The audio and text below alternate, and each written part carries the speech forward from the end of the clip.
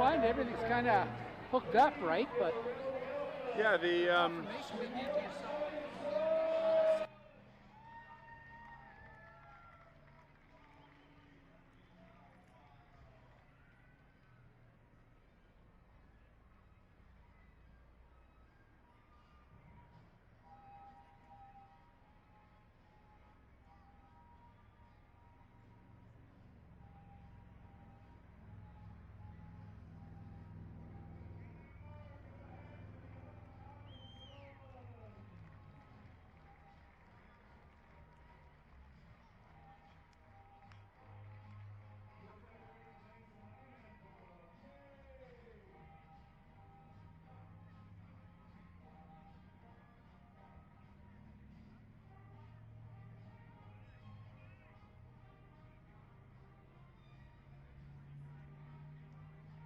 touch it on the screen. If you can pull it on the screen, you got it right.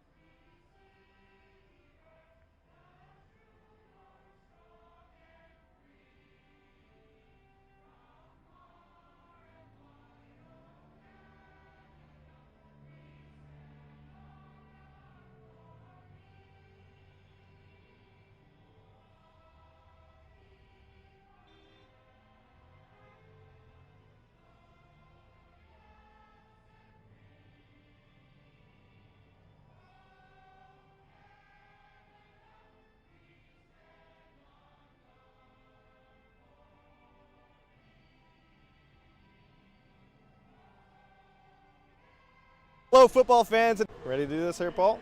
Yep. 2, 1. 2, 1. Hello, football.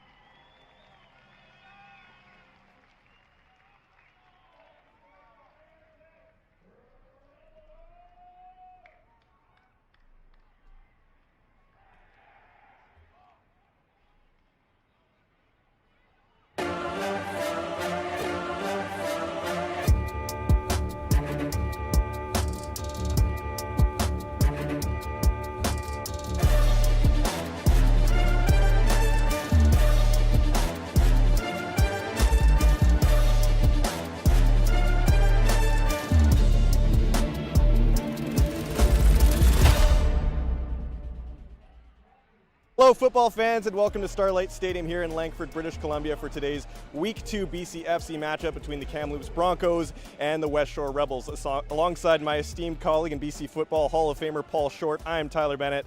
And Paul, we can't talk about this game without talking about what happened last weekend, the Rebels storming into Nanaimo and just a dominant performance put on by them. Oh, it was an awesome performance. It was, they just dominated every phase of the game, and it was a surprise because the Raiders haven't dominated the Rebels over the years, but they've won the series, if you will. But that was quite an impressive show. And Kamloops obviously coming in, had a bye in the first week, so this is actually the first time we're going to see Kamloops. What can we expect from this Broncos team? Well, I think they have a great return game. They've got some tremendous kick returners. Their top receiver, Colton Meikle, he was a leading receiver last year in the BCFC, so he's somebody you got to keep an eye on. But it's tough for them. They got the long travel, and they've only won here 5 times out of, I think it's 27 games. And it's one of those ones that long travel, and you're coming up against a team coming off a 69-0 win. It's going to be could be a long day for them. Thank you so much, Paul, and stay tuned for us. Kickoff is up next.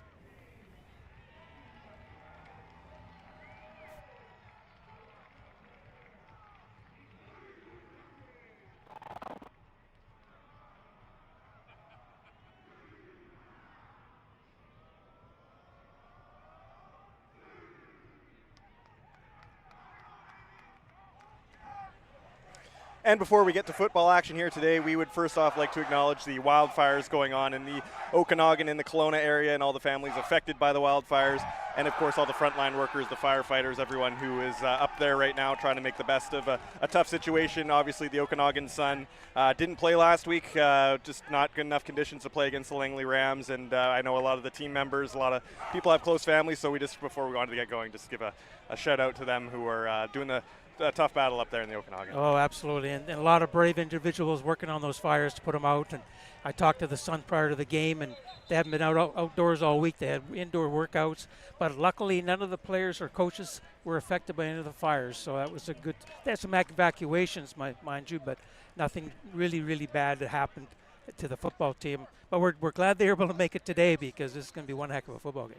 And as you can see in some of the background shots, the smoke, it has crawled in from the Okanagan. There's a hint of smoke here, about 29 degrees here at game time, pretty warm on the field, so we'll see how that affects play as well. Yeah, it'll have a little bit of a bearing on it based on just the heat index alone. But these guys are well watered. They understand the nutrition part and the hydration part of the game. They're ready to play. This is a game that both these teams are looking forward to playing, because it's the top 2 in the league going to battle first time and only time this year. Okanagan in their road whites, kicking left to right. Westshore in their home reds, receiving the ball, and we are underway in this Week 5 matchup. A tale of 2 Goliaths in the BCFC. It is returned by Garen Hardesty near his own goal line. He's going to cut to the right on the outside. He gets a gap. He gets a good return, and he's brought down near the 40-yard line. And looks like the ball might have come loose. Flags are flying, and we are off to an electric start here at Starlight Stadium. Yeah, that was a great return by Hardesty, and I think he dropped the ball there on the tackle, and one of the Rebels picked it up and got face mask, so that's going to add another 15 yards to the end of this play, which will put the Rebels first and 10 inside the Sun territory. Really good start. Unfortunately, a unnecessary roughness penalty against the Sun is going to put them in behind the 8 ball a little bit. That was Sheldon Gerlib of Okanagan making the tackle, forcing the fumble, but Westshore does recover and now gains an extra 10 yards off of the penalty. So a great first drive and a great first opportunity here for the Rebels to make a statement on their first drive. Well, this is going to be interesting because the Rebels run the ball very well. Hardesty's average is over 12 yards a run, which is tremendous through the first 3 games. But the most outstanding thing that's happened so far this year is T. Jesse's throwing 15 touchdown passes. That's phenomenal. And they have that type of game today. They're going to they should have no problem winning this game, but the Okanagan Sun have a very good defense. Kieran Passant takes a handoff and is pushed out of bounds, only a gain about 2 or 3, and it's going to bring up a second down and long situation. T. Jesse passing at a 71% completion percentage. Those are just numbers you don't see in the BCFC. Oh, absolutely. The only guy that I've seen ahead of that is a guy that played for the Vancouver Island Raiders that won a couple Canadian Bowls, Jordan Yance. And it's T's playing very good ball at this point, and you got to keep him healthy. Obviously, you know they got to protect him today, and that's going to be a key. The Sun have a very good defensive line.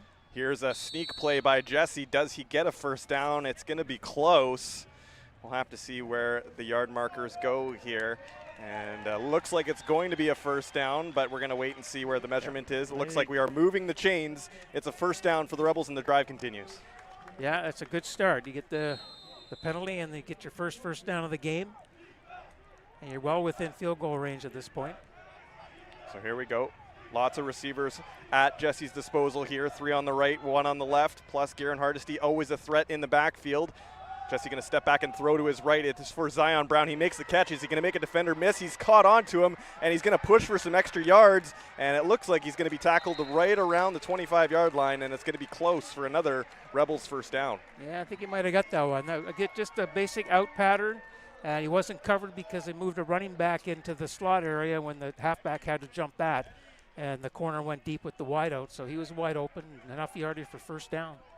Good drive here by the Rebels on their first possession of the ball game, looking to set the tone in this huge game in the BCFC standings. Both these teams coming in at 3-0 and really 2 of the favorites to come out of the BC Football Conference. As Jesse now another first down as he's going to take the snap. He's going to look to his right. It's going to be a dish off to Hardesty, and he's going to push wide, and he's going to be pushed out of bounds about 5 yards in, and we'll see a second down play. Yeah, I guess a good little play. What they're doing now, they're just testing. They haven't seen much film on the Suns. Both teams had the week off, so there was nothing fresh. So they're just doing what they know what to do with the football from how they feel about how to move the football. Then they'll make those adjustments as the game progresses along to take advantage of what the Sun's going to be giving them. And no disrespect to any of the Rebels' opponents at this point, but definitely the toughest test of the year, and one where we're going to see everyone really need to push in order to get this win. As Jesse now in the pocket, he's going to step back, pocket collapsing. He's going to throw a deep ball out to C.J. Vincent, and incomplete. And great defensive coverage there. That's number 14 of Okanagan. That's Micah Siebert. And it's going to be third down, and it looks like the special teams unit going to be stepping on the field looking to score the first points of the game with a field goal. Yeah, Marcus Jones is the kicker, number 70, and I think this is his first action as a kicker, so it's going to be interesting to see this to be about a 30-yard field goal attempt. Yeah, Gio Lanuzzi was kicking for the Rebels for most of the time, but a lot of them were just chip shot extra points, not a lot of field goal opportunities, so big first test here for Marcus Jones, his first field goal attempt of the season. As Okanagan lines up to block. Here comes the kick, a little bit of a high snap, but the kick is up, and it is good. So 3 points for the Rebels. They score on their first drive of the game. Nice job by Marcus Jones there to get the kick, and the Rebels take a 3-0 lead. The end result is what the Rebels wanted, but obviously they're disappointed they weren't able to get that first down to keep the ball going. But and for the Sun, they're going to be breathing a little bit. They didn't get jumped on the first series with a touchdown to get behind the ball. So it looks like one of these unique rules of the BCFC. You can either elect to kick or you could just take the ball at the 35, and it looks like that's what the Sun have opted to do here. And when you look at the Okanagan Sun, who are some of the players, Paul, that stand out to you that are going to make an impact today? Oh, the 2 running backs for sure, Aiden Wiedberg and, lost my mind.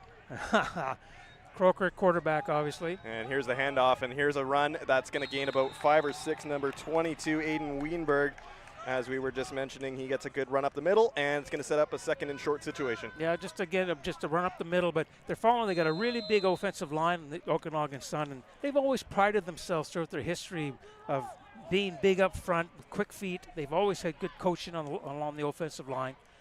So here's Kroger on second down. He's got receivers in motion. It's going to be a fake handoff play, throw to the right. That is caught by Sam Mellianson, but looks like he's just going to get enough to get a Okanagan first down. Yeah, it looks like he just got over the 45-yard line. It was a very nice tackle there by number 39 on the Rebels. It's Bryce Ruther. So a renewal of the downs for Okanagan here as they are on their first drive of the ball game, looking to get some points in return. Kroger calling the signs. He's got some receivers in motion. It's a fake handoff again. It's a high ball and incomplete, but the flag is thrown. Looks like it's going to be pass interference on the Rebels defense, and just a tough play there. Not much you can do. No, that was they were hand fighting a little bit, but the Rebels defensive back definitely impeded the pass pattern by the Sun player, and that's going to result in a 15-yard penalty and move the ball up to inside Rebel territory, about the 49. Ethan Marshall was the intended receiver on that play. Oh, they're calling it holding, so it's only a 10-yard penalty. That'll be an automatic first down. So the chains move again for the Sun, and there wasn't a lot of negatives to take from the Rebels' first few games, but penalties definitely still lingering a little bit. They had some unnecessary penalties definitely in the first few games. We'll have to see if maybe they straighten that out today. Well, hopefully, because taking those penalties against the other teams, and again, nothing against the 3 previous games they played, but Sun are a little bit different caliber and will take advantage of the penalties that you take, because it's a field position thing when you play good team against good team. That's Aiden Weberg again up the middle, gains about 10, maybe 15 yards, and it's another Okanagan first down as they are just pummeling the Rebels on the ground right now. Their offensive line is getting off the ball. Rebels have to get in the gaps and get their own push going. So here we go. Okanagan in Westshore territory now. It's going to be a pitch off to the left. Weberg again looking for some gaps. Will he get some? He will. He's got another first down, a gain of about 13. And right now the Rebels just cannot stop the run. Well, he's running with his eyes, and he's making really good cuts. As he's like on this one is a pitch, as you can see in the replay, he cuts up the slot back block, which allows him another 6 or 7 to pick up about a 12-yard run, and that's why he's one of the good ones in the BCFC. So another first down here for Okanagan as they are marching downfield. They're at the Rebels' 30-yard line, and Kroger's going to take the snap. He's going to fake the handoff, throw to the right. That is caught, and now they're going to look for some blocks on the screenplay, but brought down nicely. That would be number 14 of the Rebels. That's Faranmi Akinlola, and Colby Mileto was the receiver there, so it's going to bring up a 2nd and 4 situation here for Okanagan. Yeah, Colby is pretty well the go-to guy on the Sun team this year at this point. It's early in the season, though, and other players emerge. So here we go. Rebels needing a stop here on 2nd down and short. Kroger takes the snap. It's going to be another handoff to Weberg. He's got the first down, and it's another successful running play here by Okanagan, who just seem to be parting the seas down the middle right now. Well, they're controlling the offensive line, and I think the defensive line coach on the Rebels is getting maybe a little bit something a bit different. Shade a little bit maybe, but again, they've seen film. They know what they want to do. They just have to make sure that they're squatting in the hole and taking away some of this inside run. So here we go. 3 receivers in motion to the left. It's another pitch play to Weberg, but this time the defense looks to get there in time, and they bring him down before he meets the line. Flags are flown, and this would be a tough penalty to swallow if this is against Westshore, as they finally got to Weberg behind the line of scrimmage. Yeah, unfortunately, it's coming from the umpire. They normally throw holding penalties, but he's looking at the Rebels, so the head official hasn't given a signal yet on what the penalty is. Hopefully he tells us here. Oh, unnecessary face mask penalty. It's going to put. So it's now a 1st and goal on the 1-yard line here for Okanagan as they have 3 chances to punch this in. Kroger right behind the line. He's going to try and sneak it in. Flags fly again. He is in for the touchdown, but let's wait and see what happens here as the whistles are blowing, and it looks like this might be coming back. Yeah, it could be offside, too. A lot of times when both guys throw the flags from either side of the field, it's generally an offside on the defense. So we'll wait and see as the refs talk this one over. That was the quarterback, Kroger, on a QB sneak play, getting into the end zone. Yeah, offside defense. Touchdown will stand. So Okanagan makes good on its first drive of the ball game as they use some penalty help to get down the field for a touchdown. And we haven't seen this territory from the Rebels yet. They're down early in a game, so we'll have to see how they respond. Oh, absolutely, and I think it's only the second touchdown that they've scored against them this year. But it was a good comeback by the Sun. You know, they answered what the Rebels did, drove the field, and ended up with take the lead with probably a 7-3 lead here. So here's the extra point kick, and there's the snap. And it is up, and it is good. So the Okanagan Sun take an early 7-3 lead as both teams trade scores on their first drives, but the Rebels having to settle for the field goal. Meanwhile, the Okanagan Sun get into the end zone and take a 7-3 lead here early. And as we said, the Rebels in unfamiliar territory now, down for the first time this season. And we'll see how they handle this situation here. Well, this will be the telltale sign here, at least in the first half, that where the Rebels' heads are at, you know, knowing they just got scored upon, which hasn't happened that much this year. Same with the Sun. Sun have only given up, I think it's 18 points in a game, and Rebels given up 20, so there's not a lot difference between the two defenses. So midway through the first quarter here, and we are going to have a kickoff by Okanagan, and it looks like it is going to be Garen Hardesty or Malik Gagne-Smith in the back to return this for Westshore as the kick is off. It's a good kick. And Garen Hardesty going to call for this one, going to start right around his 5-yard line, and away he goes looking for some blocks going up the right-hand side. He's got a little bit of space. Garen Hardesty going to go to the outside. Does he have room? Stops up and keeps going and returns it all the way to the Okanagan 45. A great return by Garen Hardesty. And here we go, Rebels once again in good field position. Yeah, again, same type of return. He went to his right. That's where they set up the blocking. And with his speed, it's going to take a lot of the angles away from the first wave to come down to cover. And again, they're in the Rebel territory, Sun territory, in a good start for this second drive. So some confusion now on the sidelines as to where maybe the chains are to be spotted. Looks like just a little bit of conversation between the officials before we get to this first down play. Garen Hardesty with 2 great returns. We've seen mostly Cairo Berry take the returns in the first few weeks, but they change it up, and it looks like it's worked so far. Yeah, no, Hardesty's not a bad choice to say, we'll let you take this one back. So everything's sorted out now. Rebels with a first down at the Okanagan 45-yard line. Malik Gagne-Smith in the backfield. T. Jesse looking to take the snap. Receivers in motion, takes it. Fake handoff, looking to the right for a throw. It's going to be caught by Cairo Berry, and he is dragged out of bounds. About 5 yards in, it's going to be a 2nd down and 5 situation as Cairo Berry gets his first reception of the ball game. Yeah, just a quick out. I think the Sun are giving them a little bit of credit for the speed that the Rebels have on the outside in the receiver area. And they'll give them that 5-yard play, but I don't think they're going to try to let anybody over top. So here we go, 2nd and 4. This is the same situation where the Rebels didn't get the first down. Let's see if they can get it this time. As Jesse gets the receivers in motion, takes the snap, fakes the handoff, throw right down the middle to C.J. Vincent. He's got it, and that is a Rebels first down as C.J. Vincent, with his first catch of the game, moves the chains, and the Rebels keep their drive alive. Yeah, just right in behind the linebackers. The linebackers had to step up. You see in the replay with the fake to Malik Smith, and then they're sitting right behind the linebackers in front of the DBs, and enough yards for first down.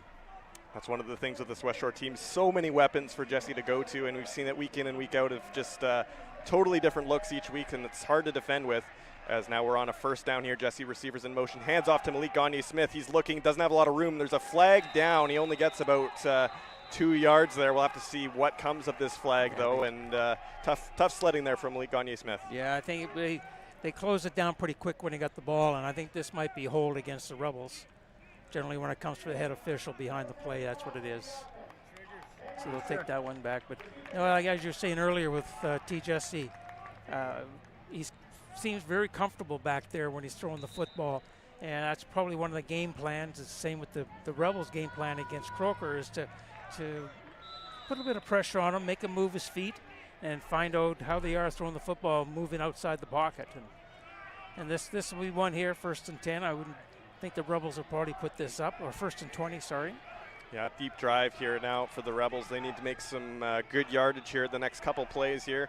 And Jesse's got a lot of receivers in motion here. He's going to step back, pocket collapsing, throws to the left. He's got Kieran Poisson, and he makes the catch. Will he get extra yardage? Look at Kieran Poisson making some moves. He gains himself an extra 5, maybe 10 yards, and that's good sledding. Now a 2nd and 10 situation for Westshore. That was good yards after the catch. He made the catch and cut back inside, made 2 players miss, and he picked up enough to put them in a 2nd down, and it looks like about 6.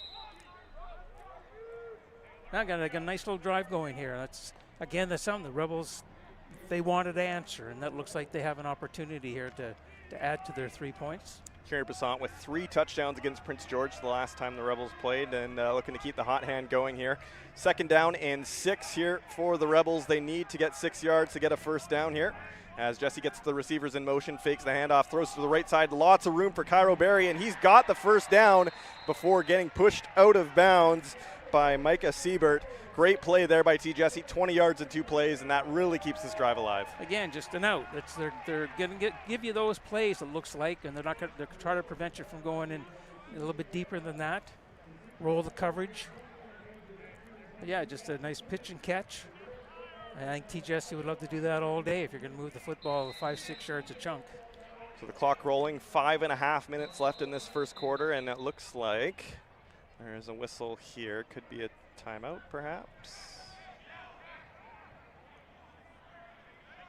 And I think they were checking on Garen Hardesty. He actually didn't look like he was doing so hot on the field there before that last snap, just making sure maybe he's all right.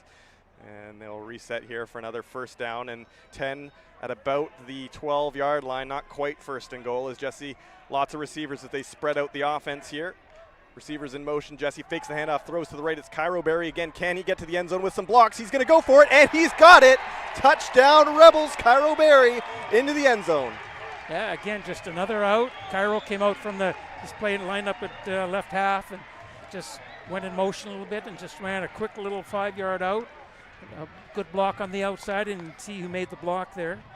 But they got the block number, Kieran Poisson made a nice block and allowed Cairo in the end zone. Rebels on the board again. Great. Nice answer by them. Great blocking there by Poisson and CJ Vincent on the screen pass, and the Rebels retake the lead here, and they're going to go for the extra point on this to extend the lead. Just a chip shot here for Marcus Jones. Snap is taken, kick is up, and ooh, close call. It was good. And it looks like it was good. So the Rebels take a 10-7 lead. And if you're T. Jesse in the Rebels offense, that's the confidence you need after being stalled for a field goal on their 1st drive, and now they need to stop the run of Okanagan, which they were unable to do on their 1st time out. Now again, it's back and forth now. It's who's doing what. Let's make sure that the Sun now, they're talking, okay, let's do what we did last time, drive the field and come away with points. So this time, unlike their 1st drive, looks like the Rebels elect to kick the ball to Okanagan this time around. So we'll see. It looks like Chris McClarty is going to be the one who's kicking this one away. He's done a couple kicks so far this season. He's generally the punter, is he not? Usually, but they've swapped it out as Gio Lanuzzi's done a lot of the kicking. McClarty's done some, so they've kind of had a little bit of just a bunch of different players that have been kicking the ball away, but this one is going to be McClarty. Well, I noticed that the Rebels have added Quinn Van Gleeswick to the coaching staff, and if you have any memory of Rebels football, Quinn's probably the premier kicker come out of this program. So here's the kick. It's a good kick near the back of the end zone, and it's going to be returned by number 5, Ethan Marshall. And he is going to have some red jerseys, but they missed the tackle. Uh-oh, look out. Here comes Ethan Marshall down the left sideline, and he is going to hit his man out of bounds as a great return by Ethan Marshall, which looked like a doomed return, turns into a great return, and now the Sun will have a good field position to start their drive. Oh, he just kept his feet going. He followed the blocking, and he found a little bit of hole, eyes upfield, and just run as far as you can, as quickly as you can before he's knocked out of bounds by, was that was Farad Miakanlola. Yeah, number 14. So here come the Sun on their 2nd drive of the ball game. They were successful on their 1st, and they going to go back to the ground. And this time, the Rebels defense finally gets there. And that was number 23, Tristan Peddle, gets his helmet ripped off, but gain of about 2, maybe 3. And for the first time probably this ball game, the Rebels defense stuffs the run without taking a penalty. Yeah, I would think the defensive line coach had a few words to say to the D-line when they came off on that last drive. And, you know, just focus up, keep your feet underneath you, and keep your shoulder pads square to the line of scrimmage, and good things happen. So Liam Kroger on the first down play.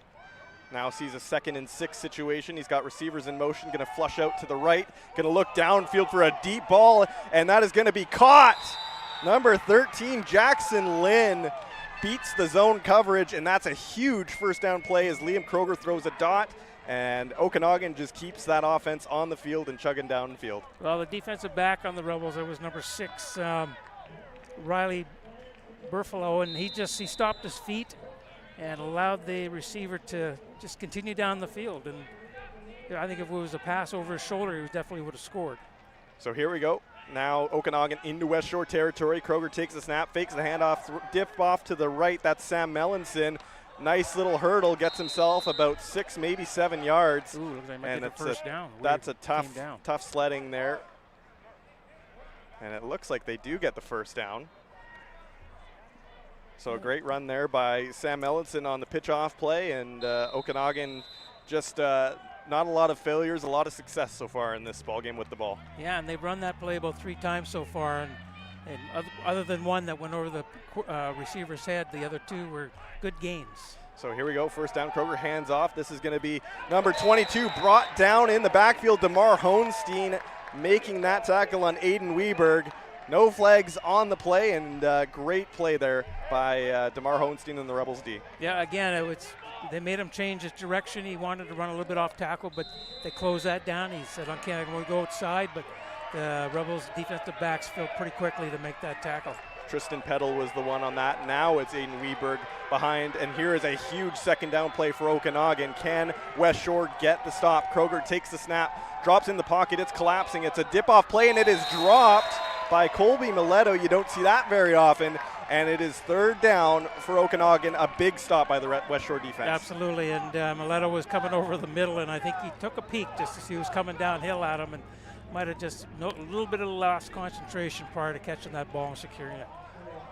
So here we go with third down. This is about a 35-yarder here for Okanagan. It's going to be number 8, Liam Atwood, looking to make this kick. The Rebels fans making some noise, trying to disrupt the kicker as they're looking to tie up this game. As here comes the snap, the kick is going to be up, and it is no good. Going to be returned in the back of the end zone by Cairo Berry. Looks like he's going to run this one out. Don't know if that was a smart play, but let's see if he can get to the outside. He's got some room. He's looking to the house. Cairo Berry running. He's going to keep going. Cairo Berry down the sideline. Will he get there? He is just tripped up. That is number 4, Luke Windsor, who is holding the kick as Cairo Berry with an electric return sets up the Rebels on a huge turning point in this first quarter. Well, I thought for sure he was going to bring it out and start there because then they get the ball at the 20 to begin. But once he saw one of the defenders from the Sun slip down, and that gave him the left side of the field, and he said, I'm going. And then Windsor just kind of diving, just gets a heel. And unfortunately, if he didn't make that, tap that heel, Berry would be standing in the end zone right now. Cairo Berry, an electric player when he returns the kicks, and that's another great one from him. And now the Rebels, for the third time in a row, have great field position to start this drive and looking to pad onto their lead here as we're entering the final minute of this first quarter as Jesse takes the snap, going to pitch off to Hardesty. He doesn't have nowhere to go. Number 31, that is Michael Jordan. Not the basketball player, the football player, Michael Jordan, making a strong tackle, and that play gets blown up for loss of yardage. Yeah, Jordan read that very, very quickly. You can see on the replay here when Hardesty got the pitch, Jordan just came zipping in from the outside, and he had a little lane. And so I know you're going to cut back, but I'm going to beat you to it. 2nd and 12, not quite in field goal range here. So the Rebels need a few extra yards here if they want to kick some points off of this as Jesse takes the snap, looks to his left, throws for Zion Brown, and he is hit. That is Michael Jordan again, and now it is third down. And Rob Lervold, the offensive coordinator, is furious, calling for a flag, and he's not going to get it. It's going to be third down here. Yeah, I think Rob's looking at a roughing the passer penalty, number 90 on the Cameron Michaud hit Rob, or hit Jesse, sorry, a little bit after the play, but it was no harm, no foul type penalty, or non-penalty. And we haven't mentioned this yet, Paul, but it is alumni night here at Starlight Stadium. Some of the Rebels greats of years past in the stands tonight, and we'll have to touch on some of those players who you talked to before the game, some of the legends of this team. As third down, it's going to be a punt by Marcus Jones as he's going to kick it deep into the end zone. It's a great kick here, and it is going to roll out of bounds near the 5-yard line. A great kick there by Marcus Jones. And Okanagan going to be backed up in their own end to start this drive. And I got a holding penalty against the Rebels, so I'm sure that'll push them back. So the Sun will take that penalty. Yeah, I touched base with a few guys that are here for alumni. I coached a lot of them, but they're old men now. I hate to say that, so it's hard to recognize them. But what I recognize is when they're walking. They haven't changed their walk, and. But it's been great so far, and I hope they're having a good time. And it's fantastic to see them come out and support the Rebels this year. It's one of those things that you got to get back into the alumni, because that's your main support. It's your fundraisers. It's the guys that are going to love this game and love being around the team. So another kick after the penalty here, and the Rebels get backed up a little bit. So it's going to be another punt from Jones. This one just as good as the last. Another great kick as it's going to be returned here by Josiah Halliburton. He's going to go to the outside, and a great tackle made there by the Rebels. That is, I'm just trying to get a number here, number 20. Was it number 20? Yeah, that's Murdy Kasongo making the tackle there on the special teams unit. Great job by him, and Okanagan still kind of backed up in their own end here to start this drive. Yeah, another really good punt. It had some good air time and allowed the coverage team to get down there to prevent a long run. Just got to stay in your lanes when you're on kickoff teams and punt teams. Stay in your lane and keep everybody on your inside shoulder, and you do your job that way. You don't overcommit, and you eliminate or limit the number of big returns. So here we go, first down for Liam Kroger and this Okanagan offense. It's going to be a pitch handoff play, and it is going to be Aiden Weberg again. He finds a hole, and he's going to keep sledding.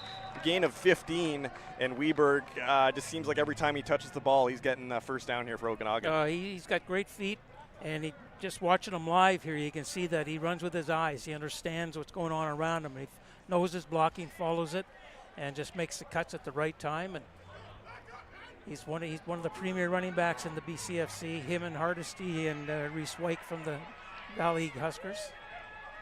So that's the end of the first quarter. We're going to flip sides here. The Westshore Rebels holding a 10-7 lead, but it feels like a little bit of a missed opportunity given that Cairo Berry return. Set them up in good field position, just couldn't capitalize, and that really gives Okanagan some second life here to start the second quarter with a chance to tie up the game or take the lead with this drive. Yeah, it's got a long field to go yet, and they got a fresh set of downs with first down.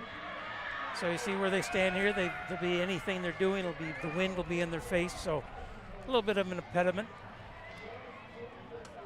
Quick water break here. Looks like some of the players getting rehydrated, some of the officials.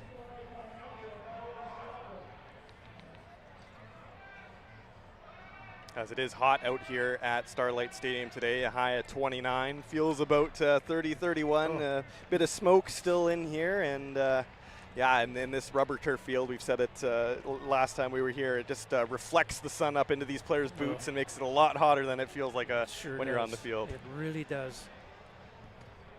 And there was a smoke issue earlier with the game in Langley. Last night they were up there around 7 or 8 with the index, and apparently this morning it was at 4, so BCFC feels comfortable to be able to get that game in. So we're probably at about a 3 or 4 here today too, so yeah, not too bad. And a good crowd turnout here for alumni night. Lots of fans in the stands on a beautiful evening here in Langford.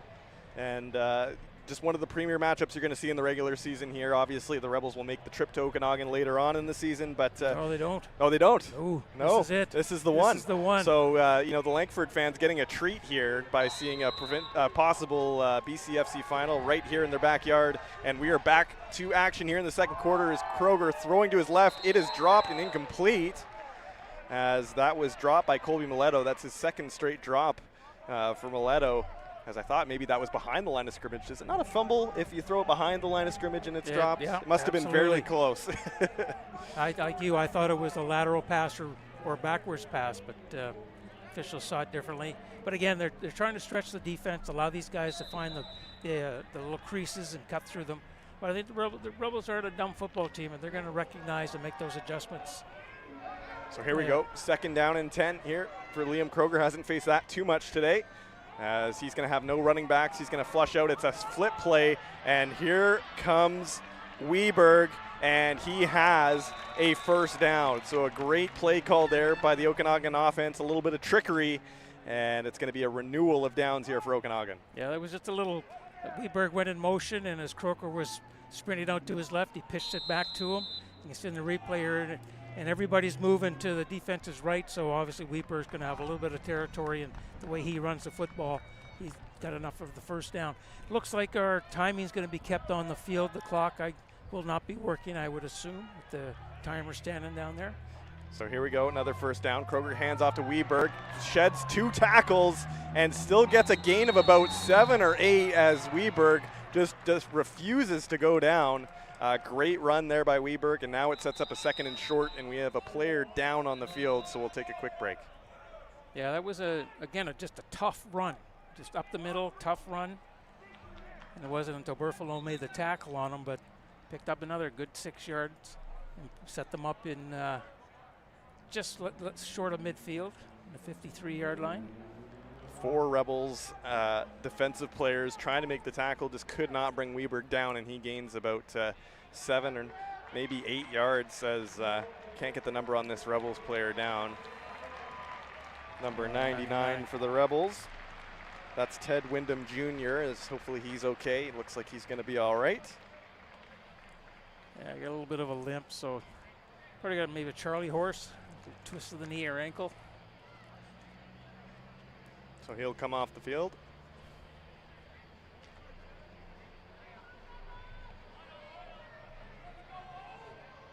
And just for our viewers at home, we are having some clock issues here at Starlight Stadium, so we'll keep you updated with the timings as best we can. We did this all the first week of the season, so we're veterans now. As here it is, a 2nd down play and another 1st down, as Weberg just continues to go right down Westshore's throat, and that's another 1st down. Well, they've found some success running the Rebels left, and again, they're getting off the ball, they're getting into the Rebels, making the blocks. Yeah, they're coming in. They were touted a very good offensive line. They brought a lot of defensive guys back from last year's national championship team, and they said they had a couple 3 returners on the O-line. They can definitely see the difference.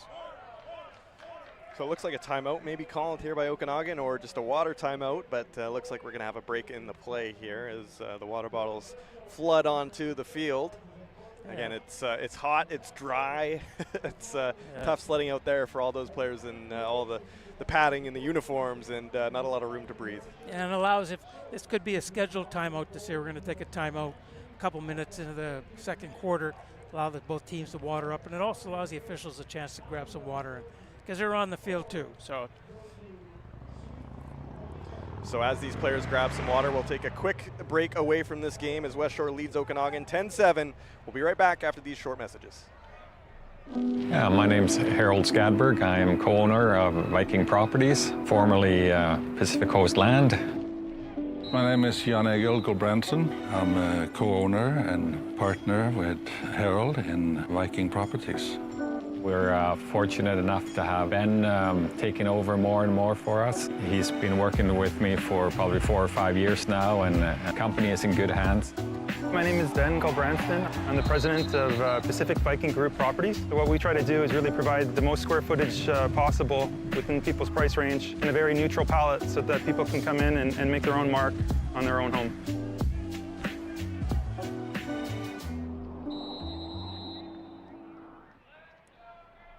Welcome back to Starlight Stadium. We're on to 2nd down now, as it was a QB sneak on 1st down that was actually fumbled by the Okanagan offense, but recovered. So it's a 2nd down and 7 situation here, as Kroger going to look to recuperate after that near turnover. He's going to step back and going to throw a bullet down the middle. That is caught by number 7, Kenny Williams, and he will have another Okanagan 1st down, as Okanagan seemingly can't be stopped right now with the ball. Well, it's just back and forth. Both teams are just saying, hey, we're the best offenses in the league, and we're going to move this football, and we're going to entertain the fans that are here. But that was just a bullet pass right over the middle into the halfback area, wide open, enough yardage for the first down, and they're set up at the Rebels' 30-yard line right now. So Kroger looking to keep the drive going. He's got Tristan Peddle in the backfield with him. Receivers in motion. He's going to fake the handoff, throw to the left. That is caught. And looking for some extra yardage, but tough sledding as that's Ethan Marshall with the reception. Gain of about 3, maybe 4, and it's going to be second down here for Okanagan. Yeah, just again, a quick pass. Found his receiver, and they let him do what he can with it, where he picks up about 8 yards. And Corey McMahon made the tackle, but he was carried a little bit there by number 5. And it's one of those things that you got to focus up. Things are going to happen against you in a game, and you got to sort of flush that last play and refocus on what's coming in front of you now. Second down and short. It's going to be another dish off play. Kroger going to take it himself. Does he get enough yardage for the first down? He will, as Okanagan been so successful on these second down and short plays. Another renewal of downs, and they move the chains. Yeah, again, they're taking advantage of the inside between the tackles. They've had a lot of success there this afternoon so far, and just find the holes. So now it is first down at the Rebels' 15, call it 16-yard line. First and 10. Defense needs a stop here. They got it last time to force a field goal attempt that was incomplete, but here's a run up the middle by Tristan Peddle. He's going to get 6, maybe 7 yards, and that sets up another second and short situation here for the Okanagan offense. Yeah, first contact made by Riley Buffalo, and it was one of those ones that I think Buffalo wrapped them up. You might have had him for only about a 3-yard gain, but he rolled ahead for another 2. Nice, comfortable 2nd and 5. So here we go. Second down and 5 for Okanagan, who have been so successful on these second and short plays. Looks like they're going to try and do this again as they spread out the offense. 4 receivers to the right. It's a handoff to the left, and Weberg brought down, and I don't think he had enough. And that's going to bring up a third down here. So Okanagan has a decision to make. Do they go for it on 3rd and short, or do they just kick a field goal and tie up this ball game? It'll be interesting to see what head coach Travis Miller has up his sleeve here, because it's definitely leaving the offense out. And it looks like a Westshore player is down. So it looks like it's going to be a quick substitution here as Okanagan has some extra time to think this one over. Yeah, I can't see who that is. Looks like it's a 94. No, sorry, a 94. Nehemiah Ford Bowen, Yeah, it could who be. was ranked in some of the CJFL top 50. He was ranked in the first 10 as one of the impact players for the Westshore defense, so hopefully he's okay. He's been a great run blocker up the middle for Westshore in the first 3 games of this season, as we see Praise Odegun also coming off the field, another one of the big D linemen for Westshore who's made a big impact this year. And it looks like we're going to be going for a field goal try. Oh, no, they left the offense on. Croker's out Sorry, there. Croker's still out there. So it looks like a huge third down gamble here by the Okanagan offense as they need about 1 yard. So this is a crucial play here for the Okanagan offense. And what a stop this would be for the Westshore defense if they can stall Okanagan. Well, it's one of those ones that's going to pump you back up real quick if you get the stop here and a turnover on downs. So here we go. Players lining up for a crucial 3rd and short situation. Kroger gonna look, he's got 2 receivers to his back. He's gonna hand it off, and it looks like he's gonna have enough. Yeah, you got the first down. As Aiden Weberg, a crucial 3rd down conversion, and that keeps the Okanagan offense on the field with a 1st and goal situation now looming. Well, alignment on that one, everybody was packed into the middle, and Weberg faked up the middle and then bounced it outside, found a crease. He only had to get 1 yard. It looked like he picked up about 5. 1st and goal, Weberg again, and he's going to be stopped up short. Gain of 2, maybe 3, and it's going to bring up a 2nd down and goal. Yeah, that was a good surge by the Rebels. Number 22 in there was DeMar Honstein. DeMar Honstein. He made a good stop. Yeah, this is a hard-hitting game, and with the weather being hot and dry, you're going to see a lot of guys go down. Just you get little cramps, and it's in a way it's good as well because it allows both teams to water up stay hydrated.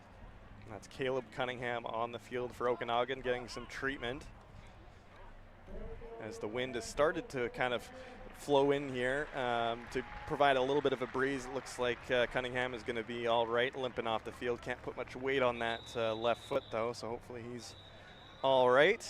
Starting offensive lineman, so it's one of those things that you gotta adjust. Usually, when you travel, you usually bring in about 7 linemen just for this. And so here we go, a big goal line stand coming up here for Westshore. Can they get the stop? Kroger calling the shots right behind his offensive lineman. Fakes the handoff, rolls out to his right out of the pocket. He's got Okanagan chasing him. Here's the throw, and it is no good, out of bounds.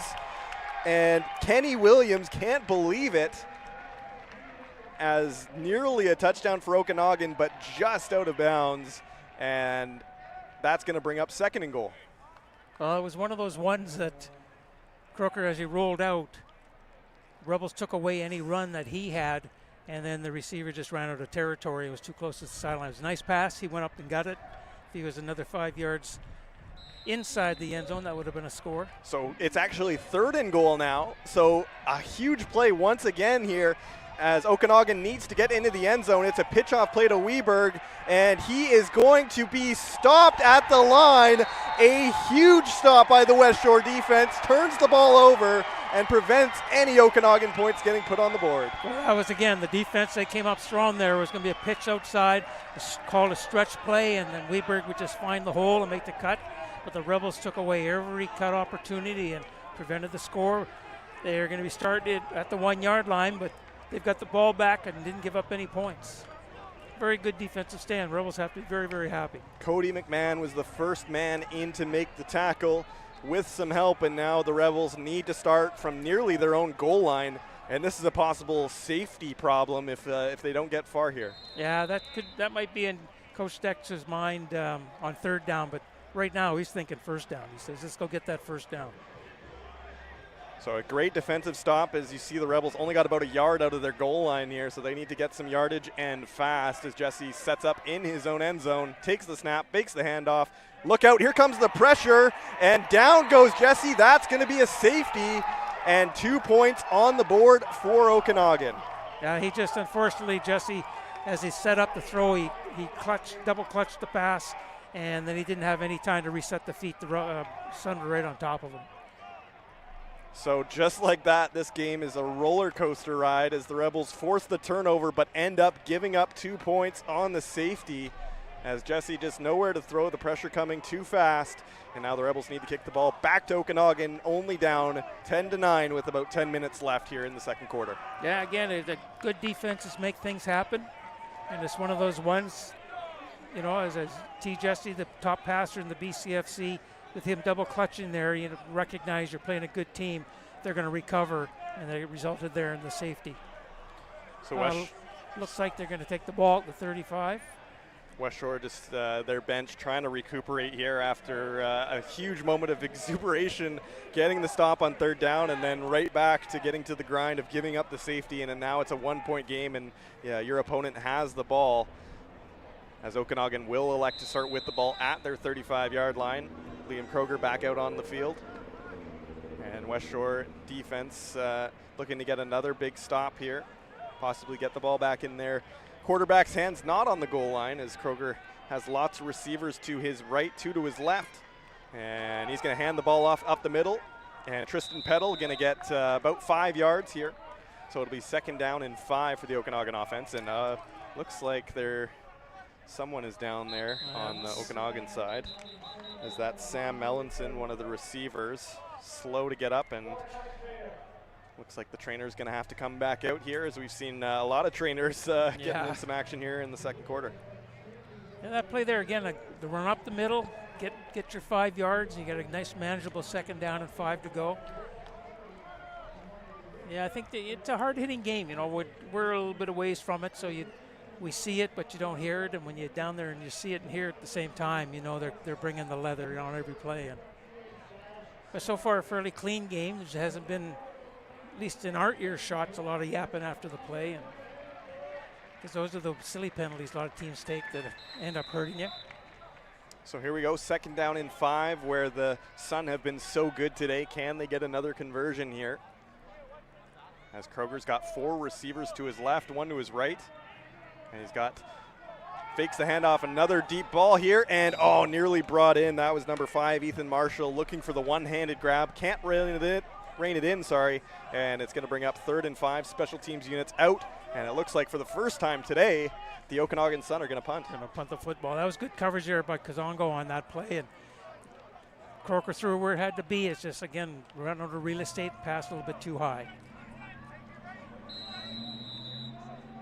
So Cairo Berry going to be in the backfield here for Westshore. He's had a couple electric returns in this game. We'll see if he can do it again. And kicking this ball away for Okanagan is going to be number 41, Grady Hay. Yeah, he's averaging just over 32 yards a punt. Good snap, good kick. And Barry's got some pressure already looming as he catches the ball. He's going to flush out to the left. Flags are down. And Cairo Berry nowhere to go, and nearly fumbled the football. But we'll have to wait and see what these flags mean. It could be I think it's no yards. no yards. Yeah, it looked like the first guy down got well within 3 yards instead of the 5.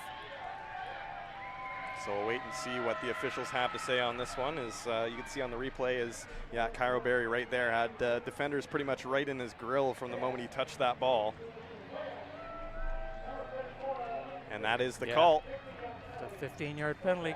Again, Rebels good starting point, other than that last drive where they gave up the safety. We'll see how they react here. They got the ball back. That's the first time they've held the Sun today on a relatively midfield area to a punt. So chance here to redeem yourself. So T. Jesse off of the safety, going to look to get some more yards this time around as he's got 2 running backs beside him. Some receivers in motion. He's going to look to the left. He's going to throw. He's got Cairo Berry. He makes the catch. He's going to rush for the first down, and it looks like he gets there, although it's going to be pretty close. But it looked like a Rebel first down as Cairo Berry gets the extra yardage on the outside, and he's been a big part of the Rebels offense today. Yeah, again, just an out pattern here. The Sun are going to give you that. And then it's up to Cairo to use his legs and speed and eyes to say, I'm going to get a first down. He just came up short, but it's less than a yard. So a 2nd and inches play coming up here for the Rebels. Will they go for a QB sneak? We've seen them run that play quite a few times with T. Jesse, obviously a big body, 6'3", 225. He can get you that extra yard. Let's see what happens here. Yeah, he's under center, so I would think that's what it'll. Oh, got off legal procedure against the Rebels, looks like. And we'll have to see as both the O-line and the D-line looked like they maybe jumped the gun there. We'll see what the referees come to sort this one out with, but it looks like it's against the Rebels. Yeah, generally when both guys move, the defense has the ability to get back prior to the snap, but the defensive guy, that's going to be called legal procedure every time. So we'll see what happens here. Oh, they're calling it offside against this, so we get automatic first down. Interesting. Maybe the defender might have made contact. And the Okanagan coaching staff a little frustrated with that call as they have some words for the officials as they kind of have their arms up as to what are we supposed to do in that situation. Yeah. And it looks like Rebels maybe gifted a first down here, so we'll see if they can make good on it. Maybe the officials thought that when he crossed the line of scrimmage that he might have made contact with the Rebel blocker, and that's why he reacted. So receivers in motion here, first down, handoff to Garen Hardesty, going to go right up the middle, a good run, going to get him about 7, maybe 8 yards, and that's going to bring up a 2nd and short situation here as Garen Hardesty, we haven't talked about him in a little while here, but that's a good run from him. Absolutely, and anytime he touches the ball, he's very dangerous, and this game today, we're witnessing 3 of the top running backs in the BCFC, and Garen, and he's going to be a game changer, and he's going to factor in as this game gets older. So Jesse going to move up right behind the line of scrimmage, going to go for it himself, and he looks like he's got the first down, but let's wait and see. His flag's thrown after the play. And this would be a backbreaker for the Rebels if they give up some yardage on what would have been a first down, but let's see what happens here.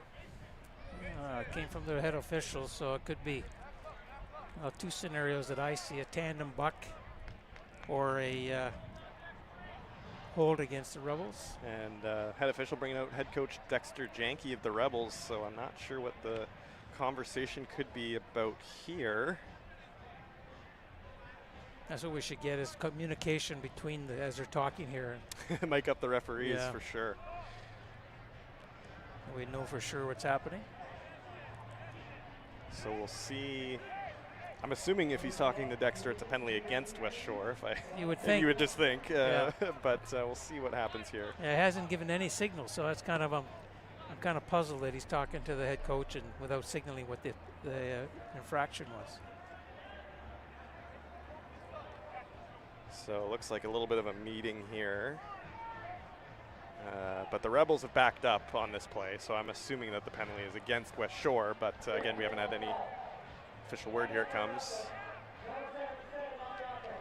It's unnecessary roughness, so it's 15-yard penalty after the first down play, but it's going to move it back to be 1st and 15. And that's Kamuri Barney, the right tackle, was the one who was given that penalty, and that really kills this Westshore drive, as they now need to drive it about 15, 20 yards here, as they are still at first down, but they're going to be backed up to midfield here.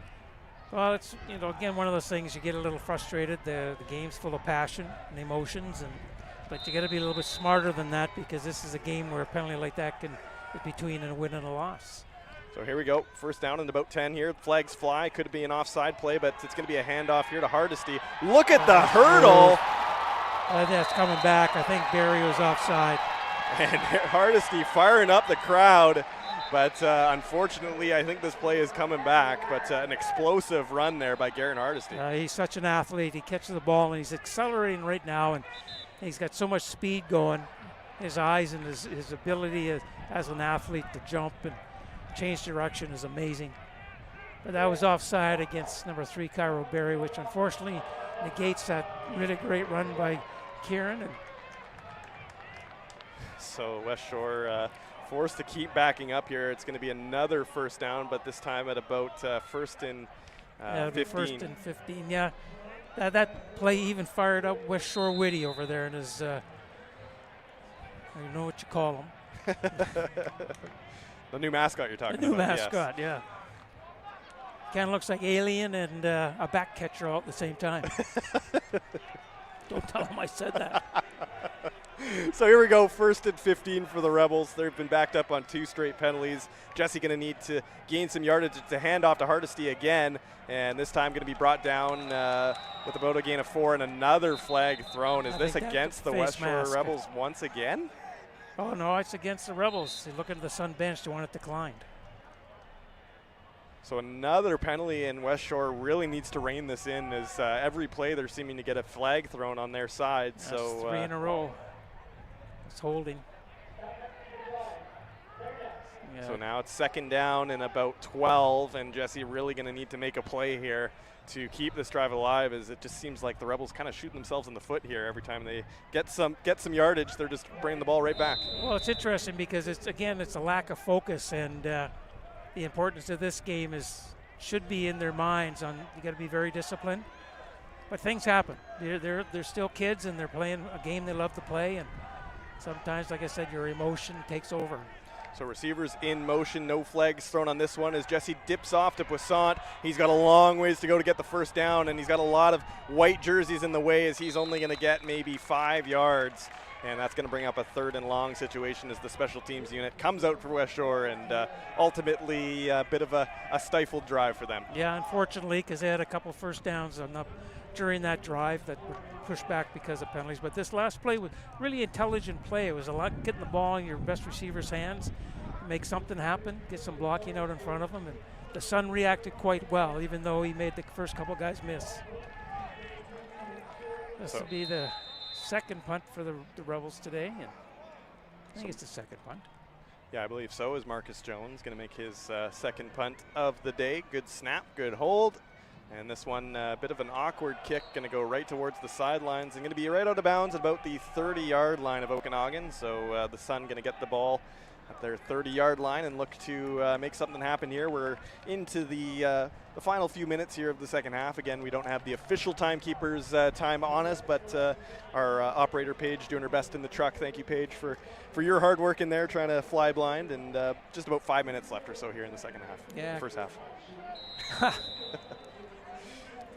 Yeah, I would think that we're probably 5.5 maybe. So here comes the Okanagan offense back out onto the field is Liam Kroger under shotgun. Going to fake the handoff, throw right up the middle. That is complete. That's going to be a first down. Will it be a little more? As that's Gio Lanuzzi making the tackle as Sam Mellinson makes the reception up the middle. Gain about 15 and a first down here for Okanagan. Yeah, the last drive they put on before they got stopped at the 1 yard line, they ran that same play 2 times, and on each other occasion they were able to get first downs or close to first downs. Again, just right behind the linebackers in front of the DBs and get what you can get. So here we go, another first down here as Kroger got some receivers in motion, fakes one handoff. He's going to give it off here to Colby Mileto, who is brought down. Great play there by DeMar Hohenstein, and that's going to be blown up behind the line of scrimmage. That was a really nice defensive surge by the Rebels. Yeah, the Sun, it looked like it was a little bit late on the handoff, and they were trying to use misdirection, so they didn't really have any interference in front of them. So was able to make the tackle. Oh, we're into 3 minutes now. So 3-minute warning, which means the clock stops at 3 minutes. As DeMar Hohenstein was the special teams player of the week in week 2. He was the defensive player of the week in week 3, and he's really been a breakout star for this Westshore defense and special teams this year. He's just a tremendous athlete, and for the size of him, he brings a load. He's one of those solidly built, thick type player, and he's very, very good. DeMar Hohenstein, number 22, as you see, been a big player here for Westshore, and he's going to need to make another big play here as Okanagan on second down. It's going to be a throw from Kroger. He's got a receiver wide open on the right-hand side, but a nice tackle there by Josh Hoyt stops the Okanagan receiver, and that's going to bring up third down. Oh, that was just, again, a wide open receiver, but Hoyt just made a solid grabbing tackle, put him to the ground, prevented any yards after the catch. And it's going to be a turnover here for the Sun on the kick, and Rebels get a fresh set of downs if they can hang on to this football. Jackson Lynn, the receiver there for Okanagan, not quite getting the first down. And Josh Hoyt, a fifth-year player for Westshore, one of the veterans, makes a big play. And now Okanagan with their second punt of the day. As this is Grady Hay once again. Going to kick this one away. Cairo Berry, flags fly, 2 flags fly. As this one just gets away before the blocker came in. That was Zion Brown playing the special teams. We'll have to see. Too many men against the Sun. Multiple flags. How's your counting there, Paul? Too many men. So I would think they're going to Is that an automatic first? They want to call for a repunt here, so that'll push them back 10 yards, and the Sun will have to kick it over. So it's repeat third down, 3rd and 5. And Rebels head coach Dexter Janke barking some calls from the sidelines, and a lot of just errors that are really unforceable for Westshore in this first half. Absolutely. A lot of plays where they could be up 17-9 right now or 17-7, and it's just one of those things where they seem to be shooting themselves in the foot way too often here in the first half. Yeah, and just even with this too many men on the field against the Sun, it's just lack of concentration by some guys. And, there's a block, number 34.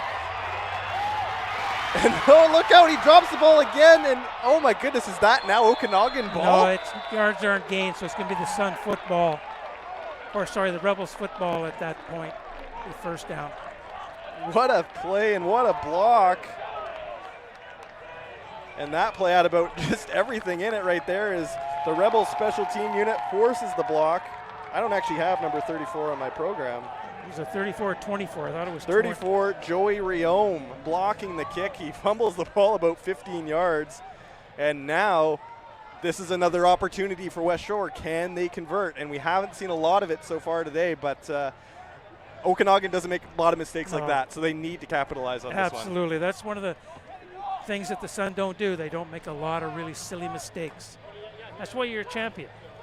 Champions don't make a lot of big mistakes. But again, that's kudos to the Rebels. They're putting pressure on. The last time they punted, they came close to blocking it. So obviously whoever's special teams coach is out there saying we can do that. Get in and get it. First and goal. Jesse pocket collapsing, and he's going to run out of room. He's going to try and run it himself. A hurdle by Jesse, and he is brought down after a gain of 3, maybe 4 yards, as T. Jesse showing off the hops there.